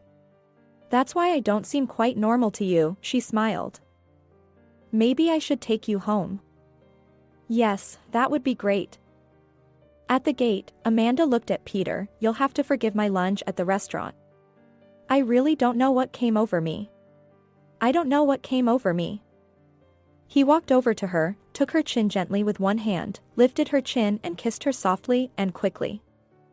You did the right thing, he whispered against her lips, and then, abruptly releasing her, he turned and walked to the taxi waiting for him. He turned and waved again as she approached the taxi. Amanda pressed the palm of her hand to her lips. Was it her imagination, or was she going mad, or had she had too much to drink? She turned on her heels and ran towards the house. She ran into the house, shouting, come out at once. I want to know who you are. Stop mocking me, or else. She collapsed to the floor. The loud shouting made her dizzy and her eyes black. She heard someone run up. They picked her up and carried her. I'm going, she whispered. I'm not letting you go anywhere, she heard back, and passed out. When Amanda woke up, her head hurt terribly. I said a little too much last night, she thought. And I said too much. She struggled out of bed and into the bathroom. A contrast shower brought her to her senses. As she emerged from the bathroom, she heard the phone ring. It was Melissa. Amanda, how are you? The receptionist said into the phone. Fine. Has something happened?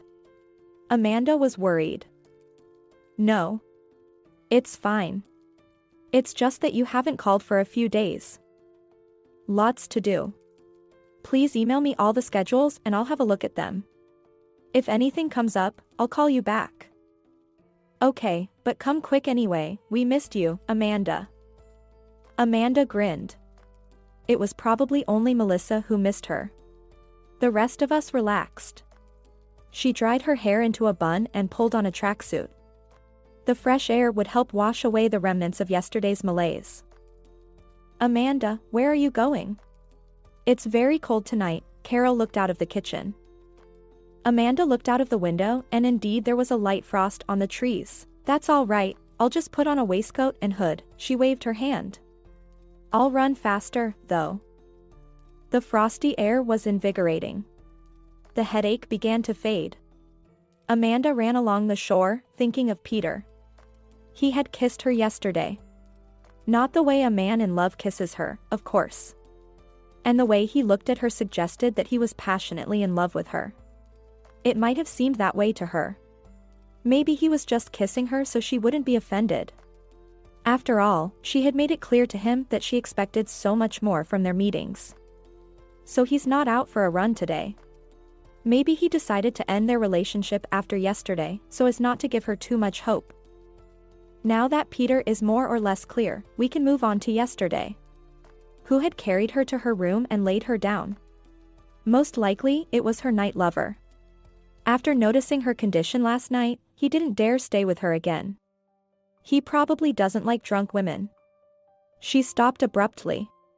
Peter ran towards her. Hello, Amanda wondered. Hello.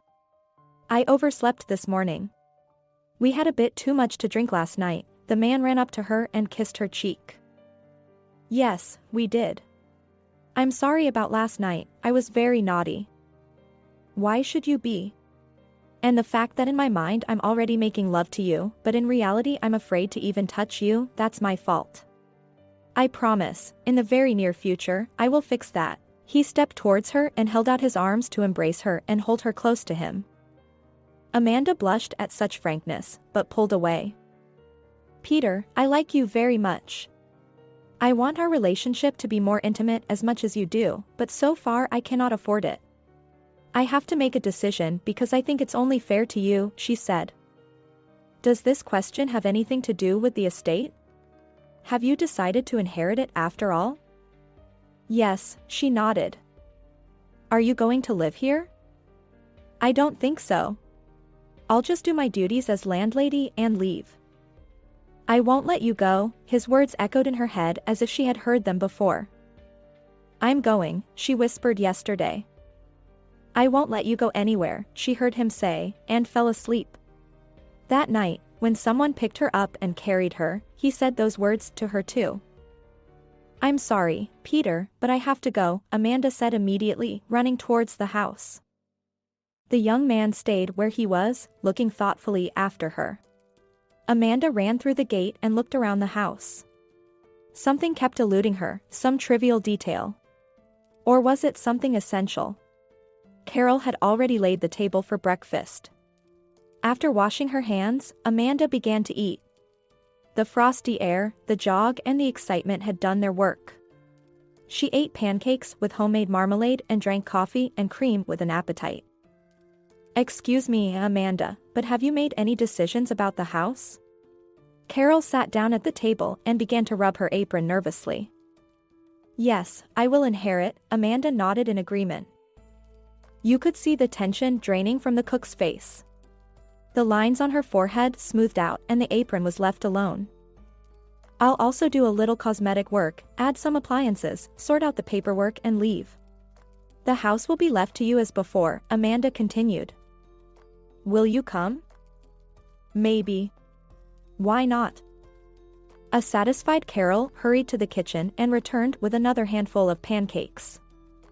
Oh, thanks, but I'm full. Carol, do you have any mushrooms?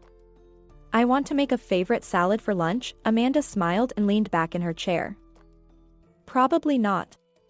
The late Elizabeth didn't like them, but I can run down to the market and buy some, the cook shrugged. No need. You know I'll go myself. I'll buy some clothes, I didn't bring enough.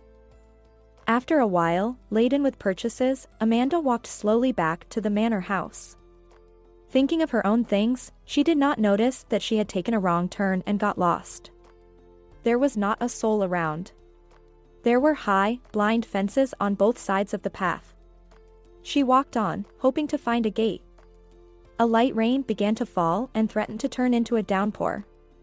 Amanda was beginning to despair of finding anything, any gap in the fence, but suddenly the blank walls ended and the usual wooden fence began. The girl quickened her pace. Why are you walking in the rain? She heard a squeaky voice say, do you want to, forgive me, die and join your wayward relative from the manor house? The voice laughed squeakily. Amanda saw a little old woman with a big nose and a faintly visible mustache behind the hedge in the bushes. She had seen her somewhere before. What are you staring at? Come to me, it's about to rain, you'll get soaked, it's a long way to your castle. Wait for me, the old woman said as she approached the fence and, with a click, opened the barely visible gate. And then Amanda remembered where she had seen her before. At the market, when she and Carol had gone shopping. It was that chatty old woman with the interesting name of Branda. After a while, Amanda found herself sitting in a deep armchair by the blazing fireplace. Grandmother Branda walked briskly from the kitchen to the small table and covered it with various foods. Finally, she sat down and lowered herself into the chair opposite Amanda. Come on, help yourself. You're freezing. You should dress warmer. It's south here, but it's still late autumn. Well, I didn't think I'd be here this long. I thought I'd be gone and back home in a few days, she apologized. Have you signed your inheritance? Not yet, but I intend to. In vain, Grandmother Branda took a noisy sip of her tea and, noticing Amanda's surprised look, explained, this house is not good, unhappy. This house has ruined so many lives, God forbid it should ruin you too. Amanda remembered her overnight guest and Peter, but asked aloud, why do you think so? I lived here before the Addisons moved in. I mean Elizabeth and Bob, Branda began, the house was inherited by Mr. Addison from his father, who had perished with his wife somewhere abroad. At first the house was empty. Then the Addisons moved in. Elizabeth was already pregnant with their first child. At first everything was fine. Everyone thought they were a beautiful, loving couple. Mr. Addison opened his own shop, started earning good money and quickly became rich. No one was surprised by the appearance of the servants. The house was huge. Elizabeth, with a child in her arms, could not cope with the management of such a large household, and her loving husband hired help for her. Moreover, the finances allowed it. Bob's business continued to expand. Laws changed at the speed of light. And although Mr. Edison was a very competent businessman, as they say today, he still needed the help of a qualified lawyer. So Andrew came into their lives. And then came the first problem, which no one noticed. The young lawyer fell in love with his boss's wife. It was an unhealthy and passionate love. He literally dreamed of Elizabeth, but she loved her husband too much and wanted to make him a father again. Fortunately for Andrew, and unfortunately for the Edisons, their youngest son was born sickly. Elizabeth focused on the child's health. So that the eldest would not be left unattended, Mr. Edison decided to hire a nanny, and his ever-present lawyer, Andrew, helped him by recommending his younger sister. Rosa was wonderful. She not only looked after the heir, but also the father of the family. Bob, deprived of his wife's affection and care, could not resist the girl. Everything was revealed, as it always happens in such cases, unexpectedly. Or maybe Rosa and Andrew had planned it all, who knows? But Elizabeth, who had suddenly returned from another spa with her youngest son, caught the lovers in the marital bedroom. The scandal was huge. Rosa was immediately sacked. And Bob was threatened with divorce. However, the divorce did not take place. Mr. Edison realized what he had done and asked for forgiveness. He swore to God that he would never look at another woman but his wife. She didn't believe him, much to Andrew's delight, but she didn't get a divorce either, much to his regret. A month later a letter came from Rosa saying that she was pregnant and that she loved Bob very much, but he did not react as he had promised his wife, or rather he reacted like an honest man. He sent Rosa money to pay for her pregnancy. Sometime later, Andrew went into deep mourning because his sister Rosa, unable to bear an unhappy love, committed suicide. Elizabeth never forgave her husband, but apparently loved him too much to separate. So they lived as strangers in the same house, and then Mr. Edison, unable to bear such an attitude from his wife, decided to go abroad with his sons. But they didn't make it. The car they were taking to the airport crashed. All three died instantly. After burying her husband and sons, Elizabeth began to blame herself. True, she did so only in her heart. In public, she became spiteful and reckless. Even Andrew, who after the funeral had been full of hope of being close to Elizabeth, quickly lost that hope. The woman made it clear to him that he would have nothing because it was his sister who had seduced her husband, but he loved her dearly and remained in her service.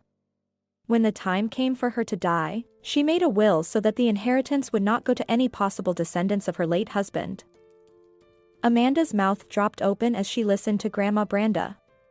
So that's the kind of family secrets this house keeps. That's why it looks so spooky. And how do you know all this? Asked Amanda. Well, I used to work there as a cook, just before Elizabeth became a vampire. That's when my retirement began. I paid her off quickly. Then Carol took my place, Branda explained. They were silent, each thinking, don't accept this house. It will pull you into its web, Branda spoke again. Could there really be other heirs? Amanda ignored her grandmother's last words. Who knows? Branda shrugged. Amanda walked down the path her grandmother had shown her. The rain had stopped. It had become considerably warmer, but she didn't care about the weather now. Having shed light on one of the secrets of the house, Branda was now shrouding the other in even greater darkness. The path led to a gate, and when it opened, Amanda realized that she was in the grounds of her home. The path to the house was clearly visible, which meant it was often used. After standing and thinking for a while, Amanda stepped out of the gate and walked along the fence. After about 100 meters, the path made a sharp bend with the fence and Amanda saw the gate to her house. So someone wasn't using the gate regularly. She walked back to the gate and entered it. She approached the house from the other side. Through the kitchen window she could see Carol doing the washing up. The next two windows were the living room and then the two dining room windows. Strangely, the distance between the windows of the adjoining rooms seemed greater than from inside the house. Amanda looked up to the second floor where the bedrooms and the library were. Each bedroom had 2 windows, and the library had 3 or 4. The girl entered the house, unloaded her purchases, and went into the library. That's right, 3 windows on one side and 2 on the other. Next to the library was another bedroom, which had only 2 windows and one from the bathroom. Where did another window come from? Amanda walked down the hall, mentally estimating the size of the hall by this wall where the strange bedroom was. As it was, the area below was considerably larger. She stepped outside and walked around the house. Yes, the outside of the house was bigger than the inside, which meant that there were secret rooms and even passageways in the house. But how to get into them? Amanda, go to lunch, Carol called. Amanda walked obediently to the dining room. He saw where she came from, not from the side of the gate. He saw her survey the house and then walk around it. She was close to finding out. He wanted to, and he was afraid. He was afraid of her reaction, afraid that she would see the truth. What if she didn't understand and forgive? Or worse, make some grand gesture and leave him with this house he didn't want for the first time in years. He didn't realize it immediately when he fell in love with her, when the feelings overcame him, when he realized that she was his soul mate here. She was what he had been missing all these years, not what he had dreamed of or aspired to. And why didn't he identify himself and his presence in this house right away? Why all these secrets and games? Shall I make you something to eat? Carol cleared the table as Amanda drank her tea. No, thank you. Are you sure you want to eat? The cook asked, biting her tongue at once. They weren't allowed to ask questions like that. That's right, laughed Amanda. It's just that you've lost so much weight. And you look a bit pale compared to when you arrived, Carol ventured to explain. Oh, it's just that this inheritance, Carol, has made me nervous. It made me nervous and anxious, but now I've made up my mind and calmed down. And I'm going to make my own dinner. What have I done? Run around the market for nothing. Oh, and if you don't mind, tell Matthew to call Andrew. We need to start the paperwork. After lunch, Amanda strolled through the garden. She didn't look back at the house.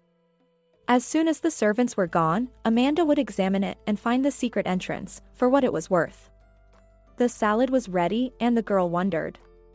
Should she eat first, to be fully alert and physically ready, or afterwards, to celebrate the results she had achieved? It was decided to have a glass of wine and taste the resulting salad. So she did. Already on her way to find it, Amanda stopped again. What if she ran into her overnight guest? So what? If he hasn't done anything to me yet, he won't. Amanda shook her head. What if he hasn't done anything just because you haven't got anywhere? She asked herself again. Judging by our last meeting, he has a soft spot for me, which means he won't kill me. But as a last resort, he will take me into sexual slavery, Amanda replied to herself, and I will not resist. She giggled, noticing that the wine was starting to work. Well, go for it. Where shall we start? She looked first at the pantry. Well, that's where we'll go then. Amanda grabbed a torch and went down into the semi-basement room. She carefully inspected all the walls and even probed them. Nothing. There was a bulky cupboard against one of the walls. It was clear from its appearance that Amanda could not move it. She tried anyway, but it would not budge. In desperation, she pulled the knob on the cupboard. The door opened slightly, and as Amanda looked inside, she was shocked. A narrow ladder led from the cupboard to the wall. Well, let's risk it, she encouraged herself and stepped into the cupboard. The stairs climbed steeply to the second floor. As she climbed, Amanda saw the same narrow corridor. She took a deep breath and moved forward. After a few meters, the first alcove appeared. Amanda stepped into it and ran her hands along the wall. Something clicked and the wall slid away silently. The woman was in her room. She walked in and looked around.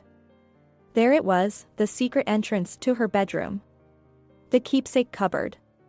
Well, let's continue. In the same way, she entered 2 more bedrooms. The last alcove was wider and went deeper into the wall. Entering it, Amanda realized it led to 2 rooms. They could have been a library and a secret room. She became frightened. What if she entered that room now and found herself in the clutches of a ghost? Ugh.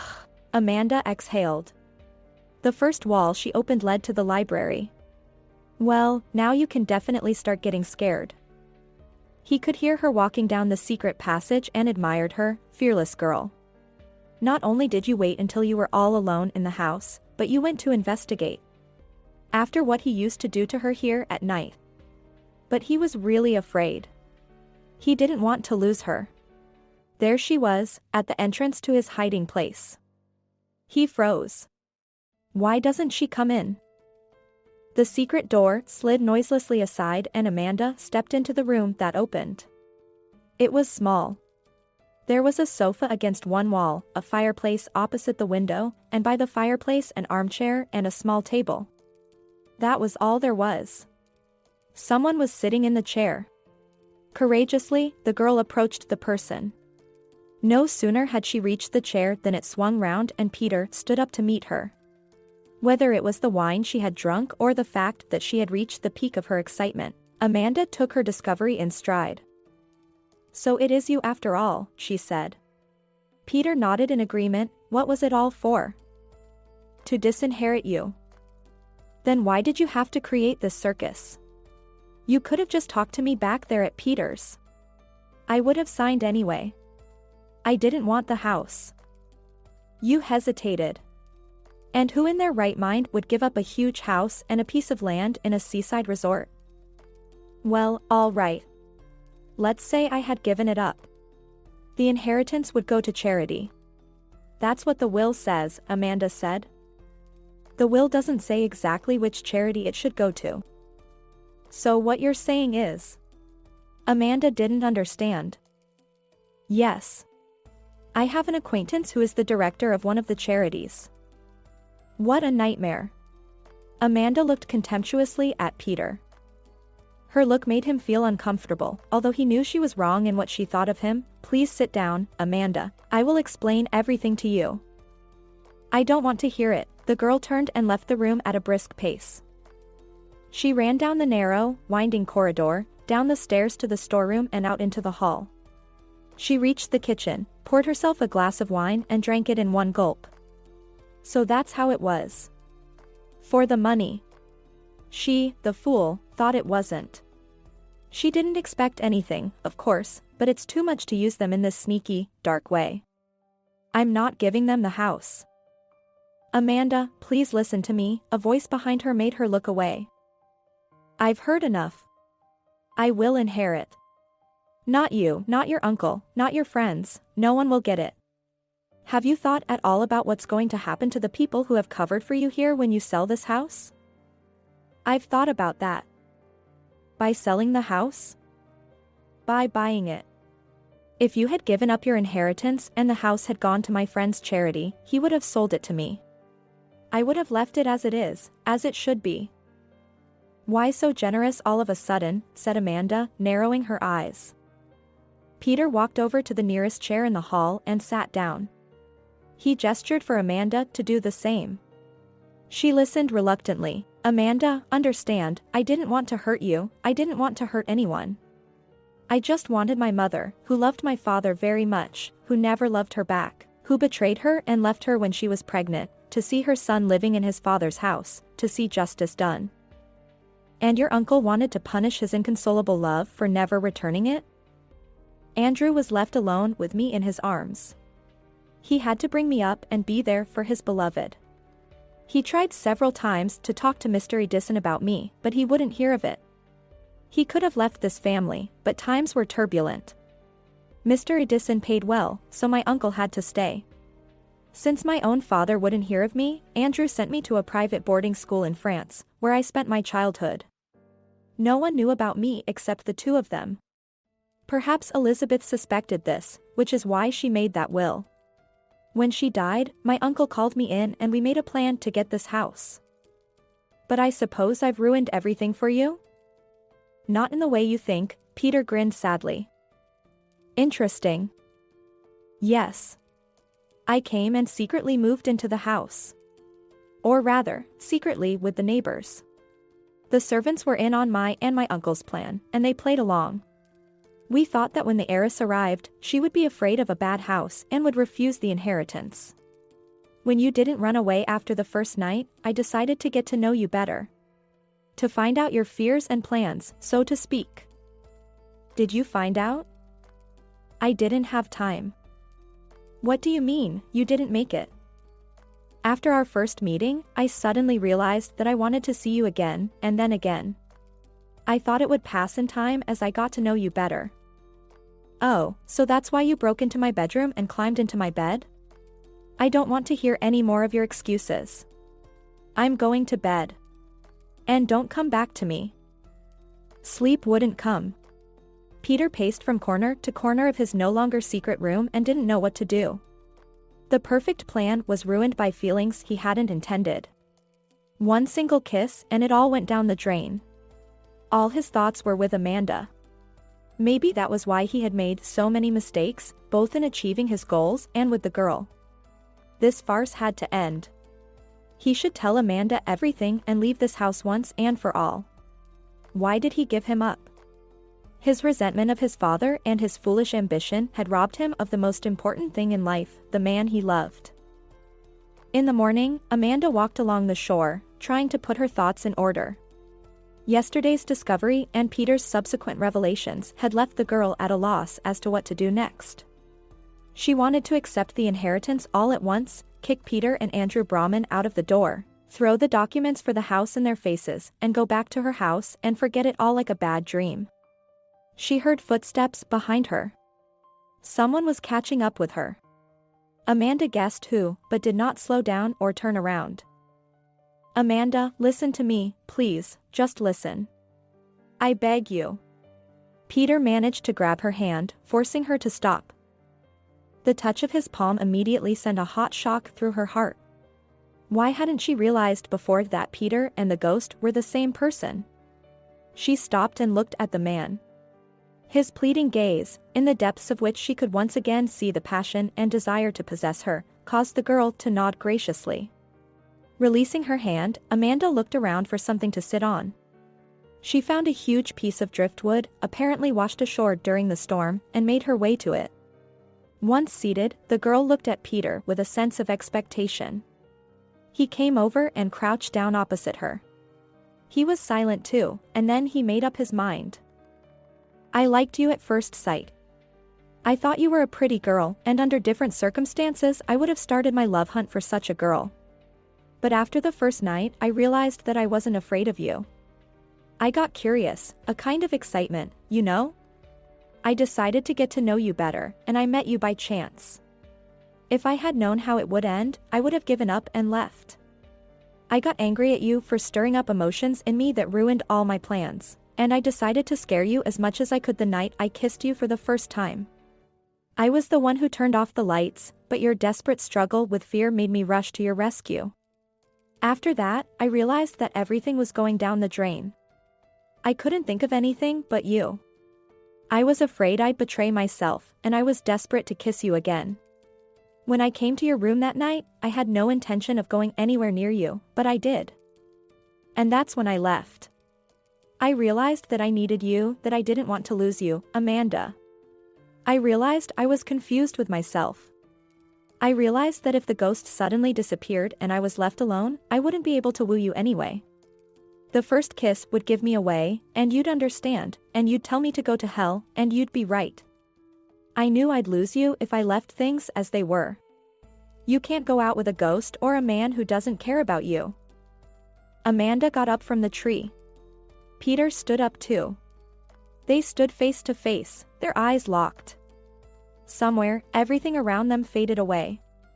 Gone was the shore, the sea, all reality. Their kiss was passionate, demanding, even rude, but they could not tear themselves away from each other. I've made up my mind, Amanda said hoarsely, turning and walking towards the house. Peter followed her into the house in silence. They entered the house together. The servants looked at them in silence. Breakfast passed in complete silence. And after breakfast, Amanda went up to her room, packed her suitcase, ordered tickets. Soon Andrew arrived. When he saw his nephew, he was not surprised and began busily laying out his papers. "Well, Amanda, what have we got at the end?" "We inherit," she said, noticing the relief on Peter's face out of the corner of her eye. When all the formalities had been completed and the papers signed, Amanda turned to the notary, who was about to leave. "Stay a little longer, Andrew, I'm not finished yet. I want to draw up the deed of gift." Everyone stared at her in surprise. "What do you mean?" Andrew even opened his mouth in surprise. "Literally. There's nothing in the will that says I can't give it away. It's just about keeping the people who work in the house where they are. That's why I want to give the house to your nephew. Get the papers ready. If you could hurry, I have a flight tonight." "How long will you need?" Amanda felt that she was starting to get nervous and angry. And that was not something she should be doing. She had to save face. "Well, it'll take a couple of hours, I guess," a discouraged Andrew stretched. "That's fine, get on with it." Amanda jumped out of the house. She needed to exhale and calm down. "I don't want this house without you," she heard behind her. "Peter, don't overdo it, finish your act. You got everything you wanted. You can hone your acting skills more on your opinion. I believe you." He walked away and she never saw him again. When Amanda returned to the house, she found neither Peter nor Andrew Brahman. They had gone away. "Andrew asked me to tell you that his nephew is vehemently opposed to the gift, so his mission here is over. The house remains at your disposal," Carol explained. "Well, that's that then. Let me keep the house," Amanda decided. She called Matthew, gave him an order and power of attorney to get money for the household and payroll, and went to the airport. She would think about what to do with the house later. 2 weeks passed. "Melissa, have you found a designer?" said Amanda nervously. She wanted to open her big clothing store by New Year's Eve. The building had been chosen, the range chosen, even the opening had been planned down to the last detail, but there were no decorations and time was running out. As if on purpose, all the more or less decent designers were busy, and her dream was about to burst like a balloon. "Yes, Amanda, he's in the waiting room, he's even got some sketches. Go and get him quickly." The door to Amanda's office swung open and Peter walked in. The girl's heart stopped for a moment. Then it beat twice as fast. "Good afternoon, Amanda." Peter was dressed in a perfectly tailored expensive suit and looked like a respectable businessman. Only his eyes still looked at her with tenderness and passion at the same time. "Hello, Peter. I'm sorry, I don't know your last name," she said as calmly as she could. "My uncle gave me his, but it's not necessary." "Then why did you come?" "Your secretary said I was a designer." "And for how long?" Amanda narrowed her eyes in disbelief. She was beginning to dislike this new game.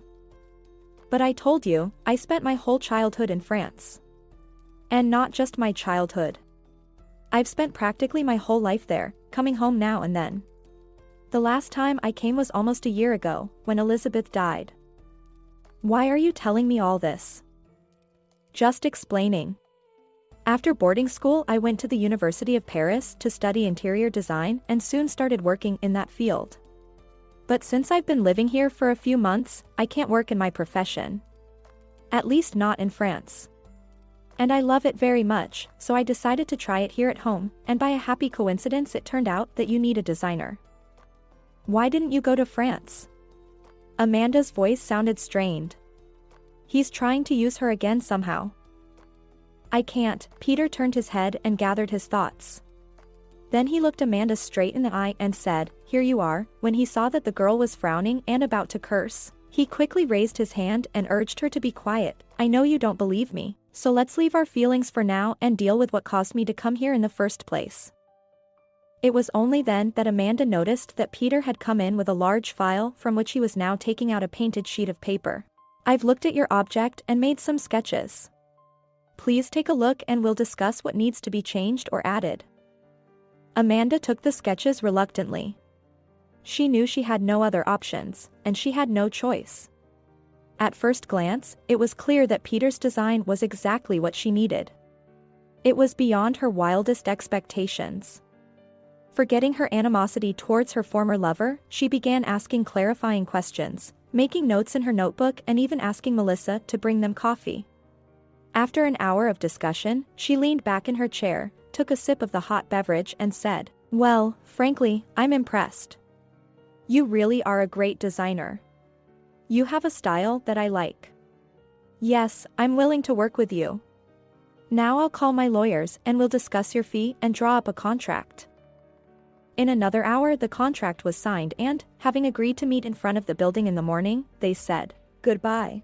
All night long Amanda could not sleep. One by one the memories of her stay in the house by the sea flashed through her mind. She remembered her meeting with Peter as a ghost and a lover. Amanda admitted with horror that she liked him in all his guises, but she did not want to be fooled again. What was he up to this time? Totally sleep-deprived, she drove to the site in the morning. Peter was there too. He noticed her tired look at once. "You're not ill?" He sounded worried. "No. There's just so much to do before the new year." "I worked half the night," Amanda lied. "Then how about a cup of coffee first? Have you had breakfast?" Amanda thought about it. In fact, she had completely forgotten about breakfast. No, that would not do. If she was physically weak, she would also be mentally vulnerable. She shook her head negatively. Peter led them to a cafe across the street from their soon-to-be large clothing store. They ordered. Peter began to talk about how if they could get all the clarifications and calculations done today, they could start the actual work tomorrow. "Do you have a crew yet?" he asked. Amanda nodded. "By the way, I can also advise you to make a contract with this cafe so that all customers of your house get a discount. That way you'll get customer loyalty and the cafe will get an influx of new customers." "I'll think about it," Amanda said. They spent the whole day at the facility. They had a quick lunch, called in the head builder and got a quote for the work. In the evening, Amanda could no longer feel her legs. As he helped her to her car, Peter said, "If you don't mind, I'll pick you up tomorrow." "Why?" "Because it's inconvenient to drive 2 cars around town looking for the right materials." "But I thought we were just going to order them over the phone." "As a professional, I want to see for myself the quality of what my sketches will be made of. And you need to be present when I make my choices, so I can explain why I choose a particular material." "All right, you've convinced me," Amanda didn't have the energy to argue. She dictated her address and got into the car, but before she could slam the door, Peter quickly approached, leaned into the opening and pressed his lips to hers. She didn't have the strength to resist, nor did she want to. Suddenly she realized how much she had dreamed of it, how much she had wanted a repeat of that one night, and how much she had suffered for being the only one. "I'm sorry. I can't help myself. I'm so attracted to you. I promise I'll try to control myself from now on." Peter finally broke away from her lips and slammed the car door with those words. The kiss did not disturb her sleep. Probably the sleepless night and the busy day had taken their toll. Amanda fell asleep as soon as her head touched the pillow. She dreamed of an all-consuming darkness, interrupted by blinding flashes of lightning that came out of nowhere. Amanda was running around in the darkness, trying to find a way out, but she couldn't. Suddenly someone is holding her and she is calmed. Another flash. Peter's face appears in front of her. He says, "Don't be afraid," and Amanda wakes up. It was still dark outside the window, but the clock said 7 a.m. She had to get up. After a shower and breakfast, Amanda started to get ready. As she walked out the front door, she saw Peter's car.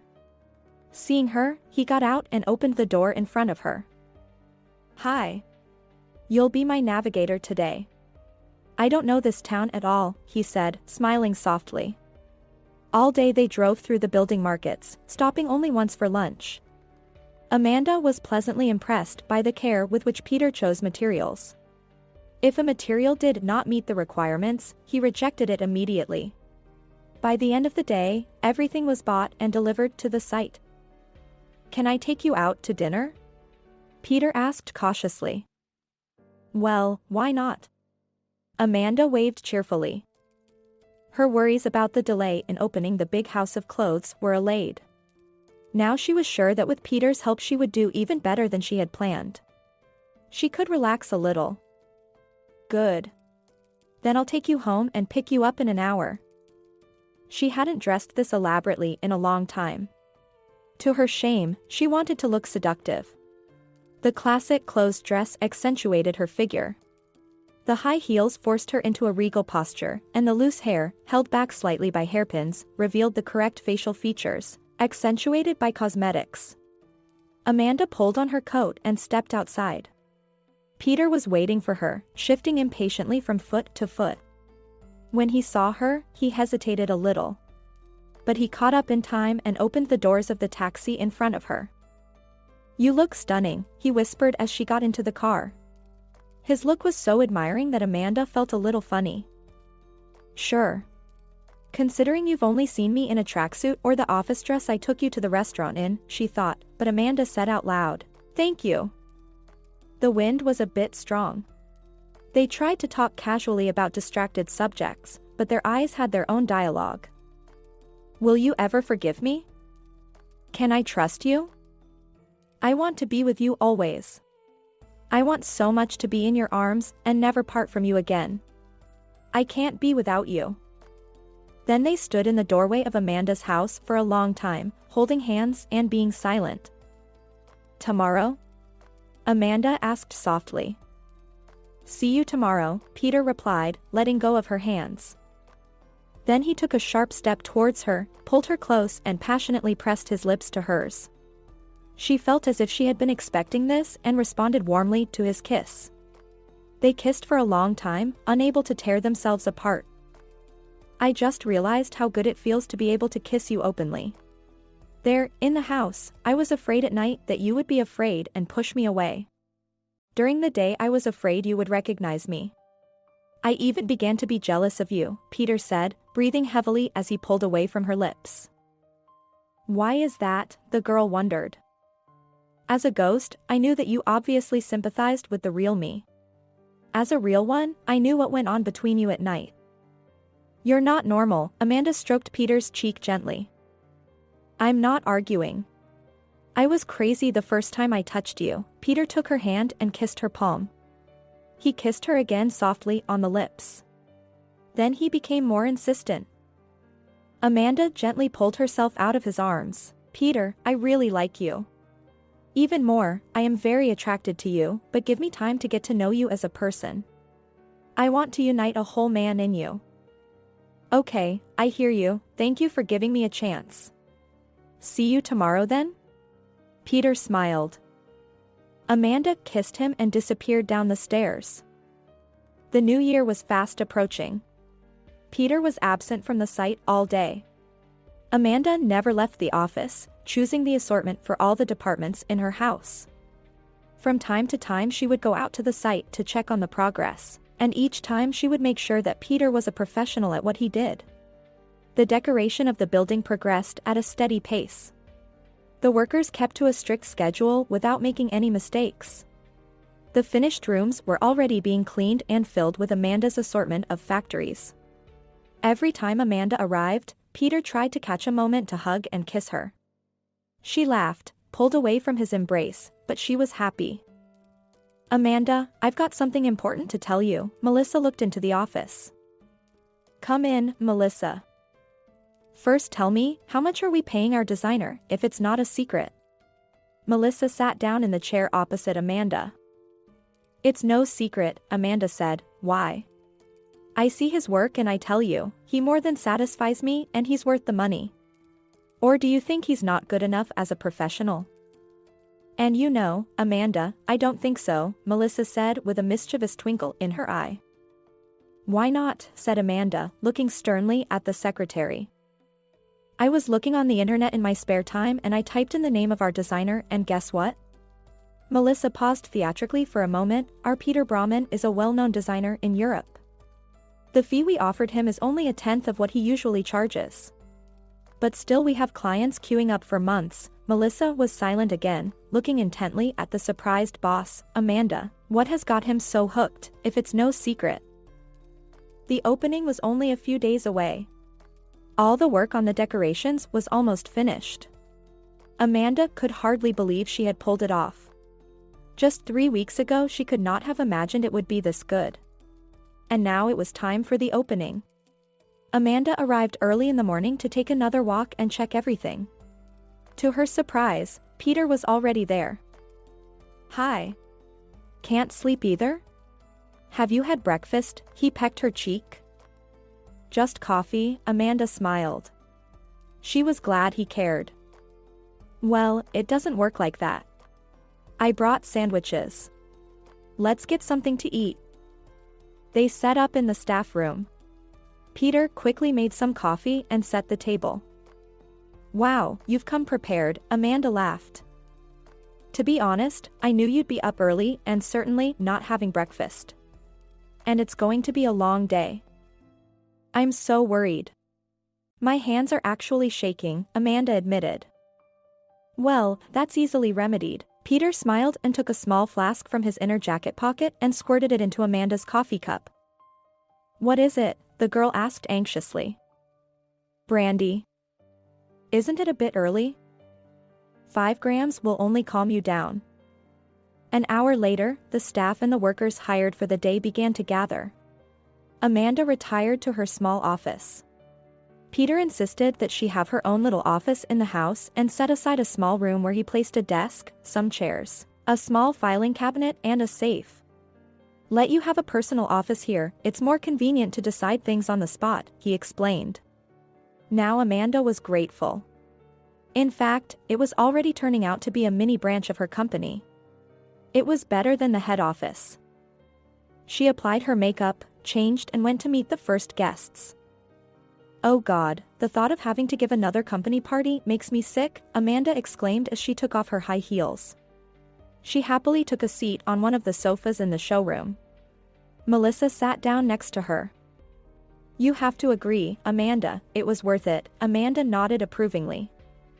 When they came from the Federal Channel, I was a bit taken aback, Melissa wondered. Didn't we invite them? Amanda turned to the secretary in surprise. No. We were embarrassed. They came on their own. I didn't even think there would be that many people, Melissa laughed. Then Peter joined them, carrying a tray of champagne glasses. I helped the staff clean up. And of course I left some for them, he said sheepishly. Well done, Amanda smiled back and took Peter's outstretched glass. Melissa did not wait long and took the champagne as well. They sat and reminisced about the day's events. They remembered all the guests, from clients to officials to artists. They talked about the fashion show they had created for the opening, which had caused a sensation, the ever-present journalists, the sincere admiration of the guests, and the barely concealed envy of the competitors who had seen someone who had designed a great house. By the way, Peter, why didn't you tell me you were a world-class designer and your fee should be much higher? The man turned to Amanda, the champagne hitting her head. She asked the question that had been bothering her for days. Let's discuss it later. I'll explain my price, Peter replied evasively. Very well. I think I should go, I have to work tomorrow, Amanda agreed and got up. And I thought you were giving us the day off, Melissa grumbled. Melissa, what day off? People are coming tomorrow to place orders. We can't relax now. The secretary looked sad and waddled towards the exit. But I'll let you come in an hour late. Thank you, Amanda, cheered Melissa and ran out of the hall. Peter began to pack as well. I'll take you with me, he said in an irreconcilable tone. And Amanda did not object. She did not want him to leave her. As they drove up to Amanda's house and Peter got out of the taxi to say goodbye, she plucked up courage and asked, would you like to come in for a cup of coffee? Peter looked at her intently and said softly, "Amanda, you realize that if I come in, I won't leave. At least not tonight." Amanda moved close to him, looked straight into his eyes, and kissed him instead of answering. She needed him here and now. And even if she regretted it later, she needed him now. She woke up feeling unashamedly happy. When she opened her eyes, she found herself alone in bed. Had Peter left without saying goodbye? It seemed to her that night that he wanted to be with her as much as she wanted to be with him. She got up, pulled on her dressing gown, and went to the bathroom. Peter's disappearance didn't spoil her mood. After the shower, as she entered the kitchen, she bumped into Peter. When he saw her, he quickly came over and kissed her passionately. "Good morning." "Good morning. You seemed to be wearing different clothes yesterday." Amanda looked at the man's outfit, which had changed considerably since last night. "I went and changed while you were asleep.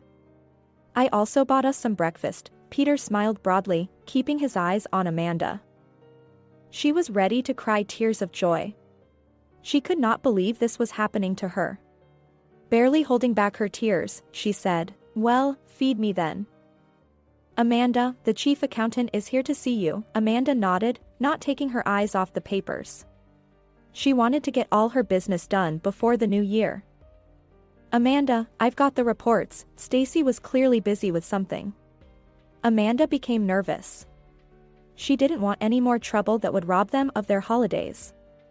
Stacy began handing Amanda documents to sign, commenting on each one. Amanda nodded and signed. A kind of anxiety was building up in her soul. "Well, that's about it. We end the year debt-free. As you asked, all bonuses, salaries and taxes will be paid this year." "Great. Is there something wrong, or is it just me?" said Amanda, looking questioningly at the chief accountant. "You see, the thing is, the fee sent to the designer we hired came back. When we asked the bank, they said that the client was not registered with them. I don't know what to do now." "What do you mean not registered? Have you checked the details?" "Yes, of course, several times. Peter Brahman checked it in front of me and said it was correct, and he signed it." "What do you do, Amanda? The man must be waiting for his money." "Don't panic." Amanda picked up the phone. Peter's number was disconnected. She understood nothing. She dialed again, same result. She and Stacy stared at each other. "Melissa," Amanda shouted. The receptionist immediately rushed into the office. "Check the news bulletins, we have Peter Brahman missing." Melissa nodded and ran off. 20 minutes later she returned to the office. "I've looked everywhere. Nothing. I checked the airports, just in case. The passenger by that name didn't fly anywhere." "My God." Amanda drummed nervously on the desk. "Amanda, when was the last time you saw him?" the girl wondered. It had been several days since that night. That morning Peter had taken her to work and left, promising to call her, but he never did. Amanda had been so absorbed in her work that she hadn't even noticed that he hadn't kept his promise. She'd come home from work late at night, thinking about him, but not calling herself, not wanting to wake her. She swore she would call again in the morning and fell asleep immediately. In the morning, as soon as she woke up, she would rush off to work. And now it turned out that Peter had disappeared. After a moment's thought, Amanda called Andrew Brahman. He said in an annoyed voice that Peter had rung him the other day and promised to come for the holidays. He knew nothing about his nephew's bank accounts. "I'll tell him to contact you as soon as he arrives." The notary spat out the sentence and fainted. "Well, put the money on hold and we'll decide what to do after the holidays." Amanda tried to sound calm. "Oh, those French," sighed Stacy, "they're so windy." "He's Jewish." Amanda felt deadly tired. "He may be Jewish," agreed the chief accountant, "but he has the mentality of a Frenchman." Amanda stood with a glass of champagne and tried to pretend she was enjoying herself. Peter's escape had shaken her to the core, but she was determined to prove to him, to everyone around her, and most importantly to herself, that she was not at all affected. She knew what she was getting into by inviting him. Their passion was mutual, but the feeling, as it turned out, was not. "If you want to hit me, put the glass down first." Her neck burned with hot breath. She turned abruptly to see Peter. "You? How could you?" hissed Amanda. "That's enough. I'll explain everything right now." Peter took her arm and pulled her out of the restaurant hall where the New Year's party was being held. Amanda tried to control herself, but the desire to throw the contents of her glass at the man was beginning to win out. "I'm sorry, I know I'm being a jerk, but I really wanted to give you a special New Year's present." "Is that why you ran away with your phone off?" "I didn't run away, I went to get the present. My uncle had it, but I didn't unplug the phone. We couldn't reach you." "We?" "Yes. Me and my chief accountant. She couldn't send you the fee. The bank sent it back." "What fee?" "Peter, have you forgotten? We had an agreement. You've done your part. I have to do mine. There's something wrong with your data. Please settle this matter after the holidays." "So I don't need a fee. And I made the props." The young man smiled guiltily. "What kind of charity is this? A fee for the night?" "You shouldn't have, I had a good time too," Amanda said angrily. "Well, exactly." Peter hugged the girl and held her tightly as she began to resist. "Am I really allowed to take money from the woman I love? I am prepared to lay the whole world at your feet." Amanda froze and raised her head to look him straight in the eye. He said the word, beloved woman, and a whole world was about to be laid at her feet. There was such confusion in her eyes that Peter, unable to think of anything better to do, simply kissed her. They stood and kissed, forgetting everything in the world. "Amanda." Melissa ran out of the banqueting hall and, seeing the kissing chief, stopped halfway through her sentence. "They're waiting for you." "Waiting?" "For the speech." Outside the window, snow was falling in large flakes.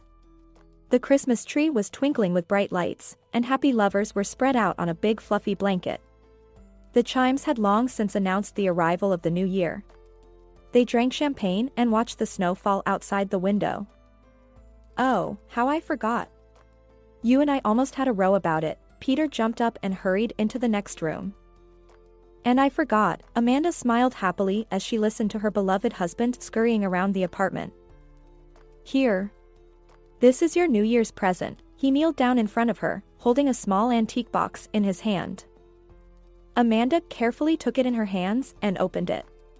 On the velvet lining lay a pair of fabulously beautiful earrings.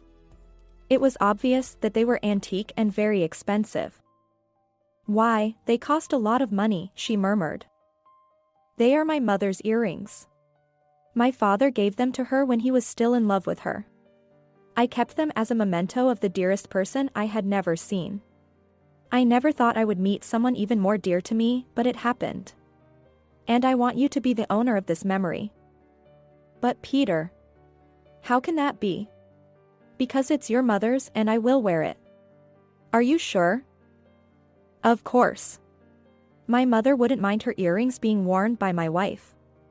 "Amanda, will you marry me?" With these words Peter took out a beautiful little ring. Tears fell like hail from Amanda's eyes. She could only nod. Peter immediately slipped the ring on her finger. "You gave me a gift when you agreed to be my wife." "Actually, I had another gift. I created a new clothing line in my name. It reflects our acquaintance," she murmured. "I think it's going to be fabulous," Peter laughed. As New Year's Eve drew to a close, the two lovers looked out over the snow and made plans for the future. An amazing story, isn't it? Thank you for listening till the end. I sincerely hope that you truly enjoyed it. Don't forget to subscribe to the channel and rate this video. See you in the comments and in new releases.